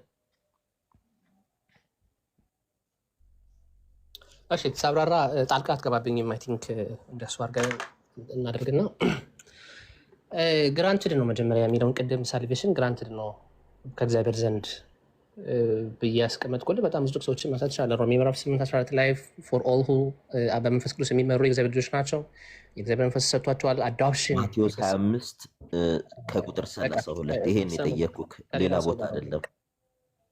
ከሌላ ሰው ጋር አውራ፣ ለሌላ ሰው ጠይቅ ጥያቄ። አንተ እያወራ ስለሆነ የጠበቅነው የሰማነህ አንተ ጥያቄ እንድትመልስ ነው ለመጠየቅም መሰለኝ። ስለዚህ እኔ የማቴዎስ ወንጌል ሌላ ሰው ጥያቄ ካለው ጀምሮ ነው ብለን የጠየቅነህ ገባ? ኤፍታ እኔ ልጠይቅህ ኤፍታ ጠይቅ። ያንተን እኔ አልመልስም ብለዋል። እስቲ ቆይ አንዴ ያንተ ስለሚከብደኝ ቢኒ አንድ ጊዜሽ ሳሚዬ ቅድም አንደርስታንድ ያደረግከን እንደ ጥያቄ ላቅርብና እያለህን ኮንክሉዥን ትነግረኛለህ። ለመዳን ነው የምትሰሩት ነገር ስትል ነበር ቅድም። በኢትዮጵያ ኦርቶዶክስ ተዋሕዶ ውስጥ በድንጋይ የምትሾልኩት ምናምን ብለህ የዘረዘርካቸው ነገር ውስጥ ላይ ለመዳን ነው የምንሰራው ብለን ነው የምንለው እኛ። እሱን ከየት አግኝተኸው ነው? ቱ ቢ ኦነስት እኔ እንደ ኦርቶዶክስ ቤተክርስቲያን ዶግማቲክ የሆኑ ትምህርቶች አሏት። በጣም የሚቀናባቸው ትምህርቶች አሉ። እኔ አሁን ስለሱ አይደለም ቤተክርስቲያን አሁን ታስራለች ብለሽ ብዬ ተናግሬ ማለት ግን ደግሞ አንዳንድ ነው ኮንክሉዥ ያደረከው እናንተ ቤተ እምነት ውስጥ ለኮንክሉዥ ካደረክ ደግሞ ግለሰብ ባደረገው አይጠየቅም አይደል? ቆይ አንድ ጊዜ አዳምጪኝ። አሁን ከጠይቅሽኝ በኋላ ልመልስ። ከዛ መልሱ ካረካሽ አረካሽ፣ ካላረካሽ መጽሐፍቶች አሉ። በቤተክርስቲያን ታትመው የሚወጡ በጣም ብዙ መጽሐፍቶች አሉ። ገድላት መጽሐፍቶች፣ ድርሳናት መጽሐፍቶች፣ አዋልድ የሚባሉ መጽሐፍቶች አሉ። ፈጽሞ የቤተክርስቲያኒቷን ዶግማቲክ ትምህርቶች ጋር የሚቃረኑ ትምህርቶች አሉ። ሰዎች ዝም ብሎ ተነስተው አይደለም ተራራ የሚወጡት፣ ዝም ብለው ድንጋይ ተሸክመው አይደለም፣ ዝም ብለው ሄደው የቅዱሳን አጽም ተብሎ ምናምን ይሄን ሁላ ነገር የሚደረገው እንደው ሰው ዝም ብሎ ክሬት አድርጎ አይደለም። ካሉ መጽሐፍቶች ኦኬ ቤተክርስቲያኒቷ ልትፈትሻቸው ምንጮሆ የምንለው በገባን ባነበብን ቁጥር ቤተክርስቲያን ማየት አለባት፣ ይሄን ነገር መፈተሽ አለባት ብለን የምንላቸው መጽሐፍቶች አሉ። ከነዛ አንጻር ነው አሁን ቤተሰቦች አሉ ከሰዎች ለምን አትመልስም? ስለ ገድል አይደለም የጠየቀች አይደል? የምታወራው ሌላ የምትጠየቀው ሌላ። ችግር የለውም ጨርስና እንትና አይ ነው ዝም ብሎ የሚያወራ ከሆነ መጨረሻ ላይ ያ ነገር ከሚል የጠየቅሽው ብለህ ታምናለህ ነው። ገድላት ድርሳናት እንዲህ የተጠየቀው እስቱ ስፔሲፊክ ነው የቱ ጋር እንደሚል ወይ እዚህ ቦታ ላይ ብሎ ይናገር። ሰሙ ግድ የለም። አሁን እኮ እኛ ማብራራት የምንችል ሰዎች ስላለን አንደኛ እኛ ራሳችንን መልሳለን። ቅድም አንደኛ ኳድሬስ አድርጌዋለሁ በጥያቄ መንገድ ጥሩ ጥያቄ ነው የጠየቀችው። እንደ ቤተክርስቲያን የቤተክርስቲያን አስተምሮ እንዳልሆነ አውቃለሁ ብሎ ኦልሬዲ በአራት ነጥብ ዘግቶታል። ግን እንዲህ እንደዚህ ያደረገኝ እኔ ይሄ ነው ስለሆነ እያለ ያለው ያ ደግሞ ሙሉ ሰውንን መመለስ ስለምንችል ተው። አንደኛ እኔ በቃ ለእኔ ስትሉ ማለት ነው ሪስፔክት አድርጌ የማወራው ሰው ነው። ሪስፔክት አድርጎኝ የሚያዳምጠኝ ሰው ነው። በተግባርም ማለት ነው በቤቱም ስላየሁት እኔ ስላለው ብቻ ሳይሆን እኔ እሱ ሶሪቲ እንደዚህ በጣም ሳሚ ኔጋ አስቀድም ነበረ እንደዚህ ረጋ ብለው የሚያወሩ ሰዎችን እኔ ረጋ ብዬ ነው ማውራት የምፈልገው። አም ሶሪ ምንም ይበሉ። ምክንያቱም እናንተም ማለት የማትረዱት ነገር እኮ ይኖራል። የኛ የቤተክርስቲያን ልጆችም ራሱ የማይረዱት ነገር አለ። አንዳንድ ነገሮች ሪያሊቲ ስላላቸው ሰዎቹ እንደዚህ አብረው የሚያስቡ ሰዎች ሊኖሩ ይችላል። ግን እነዚህ እንዳልሆኑ ደግሞ ማስረዳት ደግሞ ይዋለውኝ። አንደኛ እኔ ባልኖርም እናንተም ስለምታስረዱ አቅም ስላላችሁ እውነት ለመናገር የፍቲ በጣም አቅም ያላት ልጅ ናት። ቅድም እኔ ስገባ ሪስፔክት አድርጋ አቆመች እንጂ ጎበዝ ጠያቂ ናት። ወጥራ ይዛ ነበር እና ከሱ የሚለውን ለመስማት ስለሆነ ሪስፔክት አድርገን እንስማቸው። ምንስ ቢሉ ምን ችግር አለ? ቤታቸውን ከፍተው የሚያወሩትን ነገር እኛ እያለን ቢያወሩት አይሻልም? መልስ እንድንሰጥበት። ስለዚህ ስሜታዊ አንሆን። ሳሚ ግን አጠር ልታደርግልን አድራሻውን እንግዲህ ጥያቄውን በደንብ ባጭር ብታደርግልን እንደ ስምህ ማለት ነው። ስምህ አጭር በቃ ሁለት ናቸው ፊደሎቹ። እንደዚህ በሁሉ አታርግ። የኔ ስም ቤተሰብ ነው ረዘም የማደርግበት። ቀሲስ ግን የእርሶ ማይክ ነው ለእኔ ብቻ ነው? የእርሶ ማይክ በትክክል አይሰማም ቀሲስ? ኧረ አሁን ይሰማል። አሁን ንጹህ ነው። አሁን ንጹህ ነው። ያንተ ጋር ነው። እየነዳውም ስለሆነ ነው። አይ ትክክል ነው። አሁን ጠጋ ሳረገው ነው የሰማኝ። በጣም ጥሩ። እሺ እና ሳሚዬ እንደ ስምህ ሁለት ፊደል አድርገው የስ ኦር ኖ አይጨምርበታለሁ። እንደውም ከዚህ በኋላ ፓስተር ምናምን አፖስትል ምናምን ብዬ ካልጨምርበታለሁ። እሱን ካረክ ጨምቃለሁ። ምንም ችግር የለም። ወደ ጨመቃ ነው ምን ሄደው ቴስት ወይ ኤፍታ እንትን ማለት ነው። በስመ አብ ሚውት ተደርጓል እና አንሚውት አድርጊው። ምናልባት ተሳስቶ ጽፎ ከሆነ ነገር ትክክል ስላልሆነ ለዛ ነው ሚውት ያደረኩት። ኤኒዌይስ ኢንስቴድ ኦፍ አስገቢውና እሺ እንደዛ ከሆነ ይቅርታ ይጠይቃ። እንደዛም አድርጎ እንትን ከሚያደርግ ትክክል ካልሆነ አስቀየማችሁ ይቅርታ አንሚውት አድርጊውና ይቅርታ ይበል ካደረ እንደዛ ካለ ወይ ገብቶ እናረጋው ይቅርታ ግን እንደዛ ስላልኩ እኛ ቤት እንደዛ ስለምናደርግ ነው። ሰዎች ሚውት ካደረግን በኋላ ስህተታቸውን ካመኑ አንሚውት አድርገን ስህተታቸው ኤኒዌይስ ባጭሩ ቅድም ያልኩሽ ነገሮች አሉ።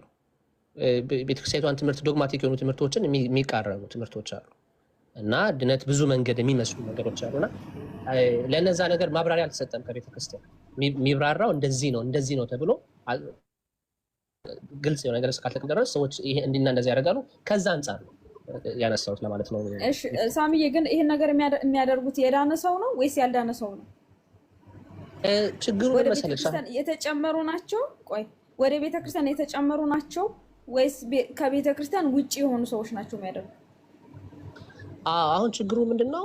ብዙ ጊዜ እናንተ ጋር ስንጠይቅ ድናችኋል ወይ የእግዚአብሔር ልጆች ናችሁ ወራሾች ናችሁ ወይ አናውቅ የሚሉ ሰዎች ነበሩ ረጅም ሰዓት። አሁን ላይ የተቀየረው ያ ድነናል እየዳንን ነው እንድናለን ብለን ነው እኮ እንናገራለን አይደል? ይሄ የቤተ ክርስቲያናችን በነገራችን ላይ አንድ ሰው በተናገረው እሱ ትምህርት ነው ግን ነው አንድ ሰው በተናገረው ኤፍታይ በጣም ደስ ይለኛል። ነው ይሄ ቤተ ክርስቲያን ተብሎ አይወራም። በነገራችን ላይ ቤተ ክርስቲያን የራሱ አስተምሮ ስላላት ማለት ነው።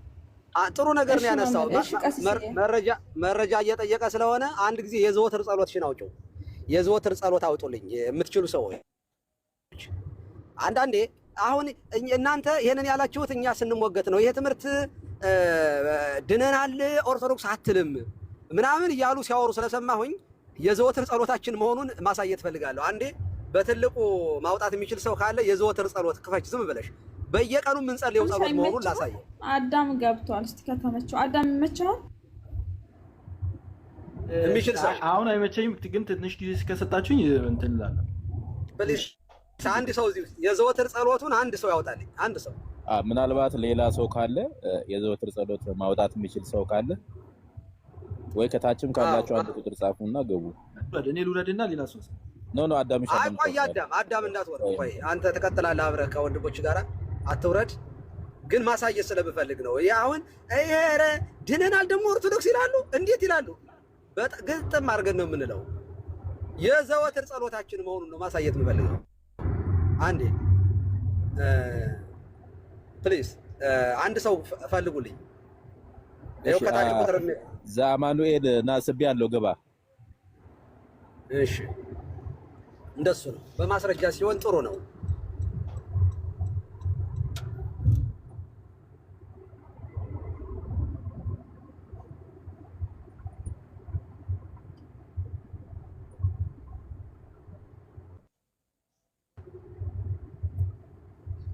ማርሴሊ አለ ማሳየት ትችላለህ? ሰላም ብያለሁ። እንዴት አመሸህ? ሰላም እግዚአብሔር ይመስገን። ጤና ይስጥልኝ።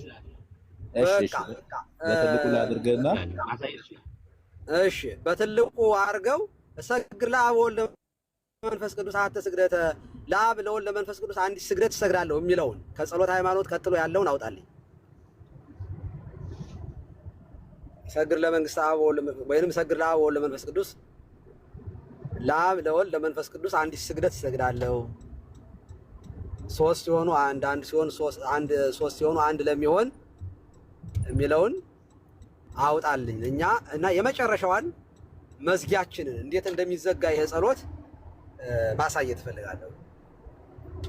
ቃል በቃል ድነናል የሚለውን ማሳየት ስለምፈልግ እና ሳሚዬ የዘወትር ጸሎታችን ነው ይሄ ቃል።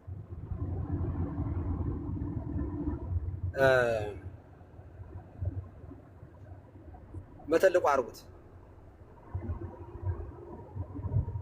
አድርጌዋለሁ ቀሲስ። በጣም ጥሩ እየተዘጋጀ ነው። ከጸሎት ሃይማኖት ቀጥሎ በስመ አብ ናኩተከ አቡነ ዘበሰማያት በሰላመ ገብርኤል ጸሎት ሃይማኖት ቅዱስ ቪዲዮ መክፈት አልችልም መሰለኝ መምህርዬ፣ ላንብበው። ቪዲዮ መክፈት አልችልም መሰለኝ ላይ እንትን አይ እንደው ፎሎወሮች ትንሽ ናቸው።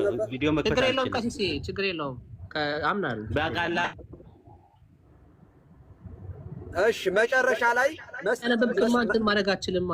ከፍተህ ከሆነ ወይ ጸሎትን አስገቡ። ጸሎት አለው መሰለኝ ታች ከታች አንዳንድ ቁጥር የሚጽፉ አሉ። አይ እኔ እኮ በቃሌ ማለት እችላለሁ። ማንኛውም ሰው እዚህ ውስጥ ማለት አይችልም። መስቀል ኃይላችን ነው። በቃላችን ማንላለን መምህርዬ። አዎ መስቀል የነፍሳችን ቤዛ ነው። መስቀል ይልና ሰግድ ለመስቀለ እግዚእነ ኢየሱስ ክርስቶስ ብሎ ነው የጌታችን የመድኃኒታችን መስቀል። ይሄ በመስቀሉ ድነናል ይላል፣ እንድናለንም ይላል። በመስቀሉ በጌታ መስቀል ማለት ነው። በመስቀሉ ድነናል። የጌታችን በመስቀሉ ኃይል። ይሄ ደግሞ ቆላስይስ ምዕራፍ 2 ላይ ቁጥር 14 ላይ ያለ ነው። በመስቀልን ጥልን አስወግዶ ምናምን ይላል አይደለ? ድነናል ነው ምን ነው? ይኸው ድነናል ቃል በቃል አወጣው። በጣም ጥሩ። ይኸው መጨረሻ ላይ ማሰሪያው ድነናል ብቻ አይደለም እንድናለን የሚላለው። እንድናለን ድነናልም ነው የሚለው። እንድናለን ድነናልም ድነናል ደግሞ እንድናለን ከሚመጣው ፍርድ ማለት ነው። እንድናለን ሲባል ወደፊት ለወደፊት ሲሆን ከሚመጣው ፍርድ ማለት እየጸለይን ያለ ነው። እንግዲህ ያላመነ ሰው አይደለም ይሄንን የሚለው ያመነ ሰው ነው። ድነናል፣ በመስቀሉ ድነናል። እሺ ከዚያስ እንድናለንም ከሚመጣው ከፍርዱ ማለት ነው። እንድናለን ስንል ዕለት ዕለት መዳናችንን በመፈጸም እየጸለይን ነው እና ሲመጣ ከሚመጣው ፍርድ እንድናለን እንላለን። ይኸው ድነናል። አያት መጨረሻ ላይ የሳምዬ እኔ በጣም ደስ ይለኛል። አሁን እንደዚህ አይነት ነገሮችን ሳይ በጣም እንድናለን ድነናል ይላል። በኃይለ መስቀሉ ድህነ ይላል። ግዙም አንድ ነው። በመስቀሉ ኃይል ድነናል ነው የሚለው። ይሄ ደግሞ አንደኛ ቆሮንቶስ ምዕራፍ 1 ላይም አለ። ለሚጠፉት ሞኝነት ነው፣ እንዲያውም አይሁድ ክደውታል ይላል። እኛ ግን በመስቀሉ ያመን ድነናል፣ እንድናለን፣ ድነናልም። ይኸው ድነናል፣ 4 ነጥብ በቃ ይኸው ድነናል። እና ሳሚዬ አንዳንድ ጊዜ አንዳንድ ነገሮች ሆነስትሊ የእኛም ምዕመናን የማይረዱ ይኖራል። ቴዎሎጂ ደግሞ not for everyone እንደተባለው ነው። ሁሉም ሰው ሃይማኖቱን ጠንቅቆ ያውቃል ማለት አይቻልም። ግን ሁሉም ሰው ደግሞ ዶግማ ድምፁ በጣም እየታፈነ ነውና ማይኮሽን ቢያስተካክሉ። እሺ ሁሉም ሰው ቴዎሎጂ ያውቃል ማለት አይደለም። ደግሞ ሁሉም ሰው ቴዎሎጂ ካልተማረ ደግሞ አይድንም የሚል ደግሞ ትምህርት የለንም። እንደምታውቀው ሰው ለማመን በክርስቶስ አምኖ ከተጠመቀ ከዚያ በኋላ ከክፋት እየራቀ የመንፈስ ፍሬዎችን እየሰራ ከኖረ በቂው ነው እንጂ ስንት ሰው ነው መጽሐፍ ቅዱስ የሚያነብ? ጴንጤም የማያነብ አለ፣ ኦርቶዶክስም የማያነብ አለ። ስላላነበበ ግን አይድንም የሚል ግን የለም።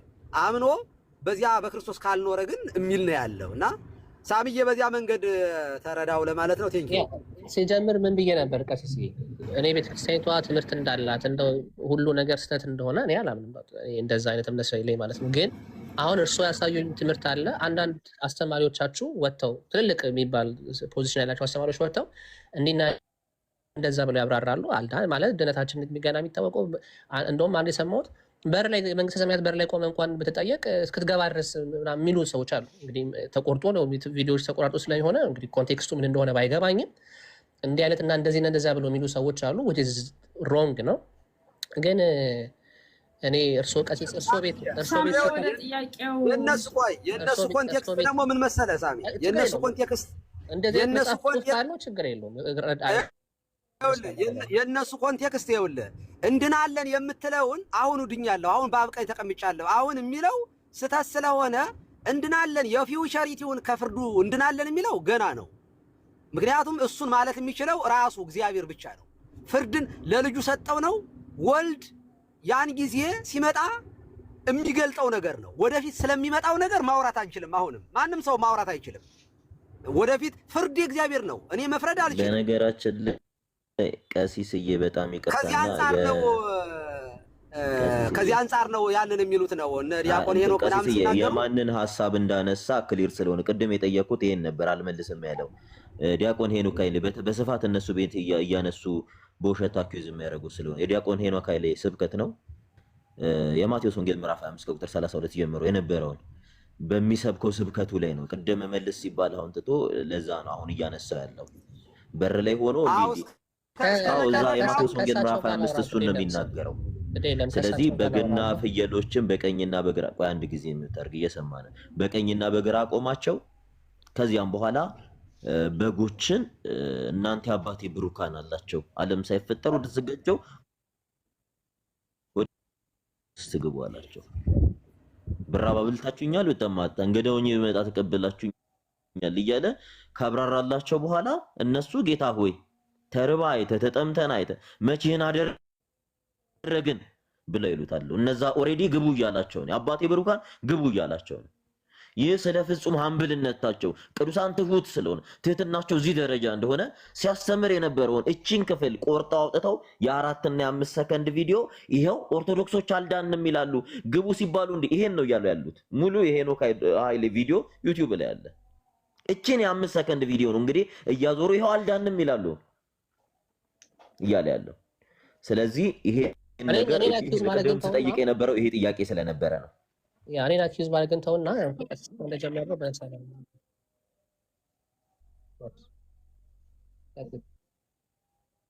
እሺ እሺ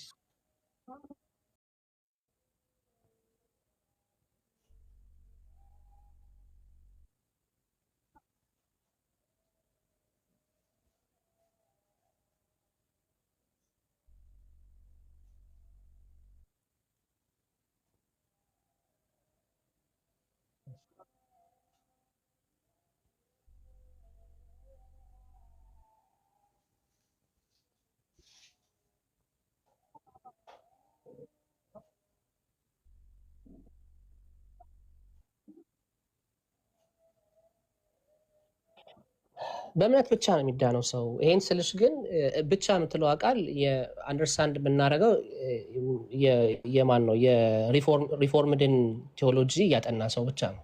እንዳልኩሽ ሂስቶሪካል የሆነ የተገናኘ ነገር ስላለው ብቻ የሚለው ቃል የዚህ የሪፎርምድ ቴዎሎጂ ነው። ግን መጽሐፍ ቅዱሳችን ከዚህ ከአሁን ከተባለው ሜስ ከሉተር ከመነሳቱ በፊት ከነበረው ሜስ በፊት ለምሳሌ ከመጀመሪያው ክፍለ ዘመን እስከ 14 እስከ ምን ስንት ነው እስከ 5ኛው እስከ 6ኛው ክፍለ ዘመን ድረስ ብትሄጂ ኢሹም አልነበረም። እንደዚህ አይነት ትምህርቶች ሰው የሚድነው በእምነት ነው ብቻ የሚባል ቃልም አያስፈልግም ነበር። አባቶች በጣም በጥንቃቄ ስራንና እምነትን ለይተው ስላስቀምጡ ማለት ነው። እና ፌድ አለውን የሚለው ትምህርት ግን የተያያዘው ከሂስቶሪካል ባክግራውንድ ጋር ስለተያያዘ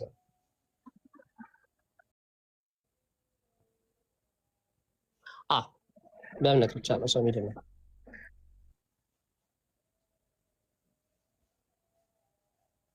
አይ መጽሐፍ ቅዱስ እንደሚናገረው ጸጋው በእምነት አድናቸዋል ብሎ ያስቀምጣል። ያ እምነት ግን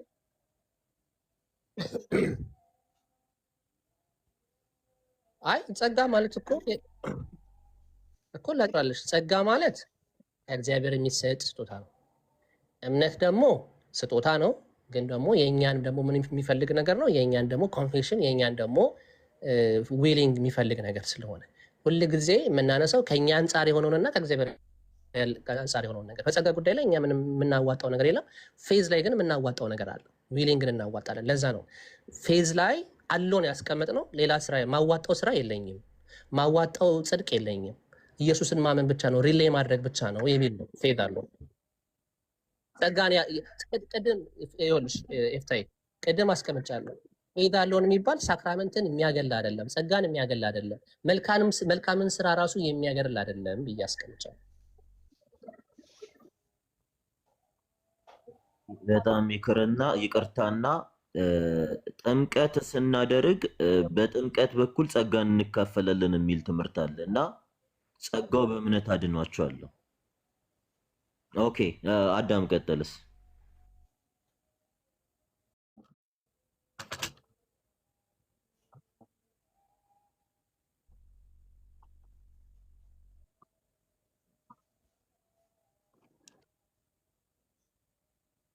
ለምሳሌ አላልገባኝም። አዳም በደንብ በላይ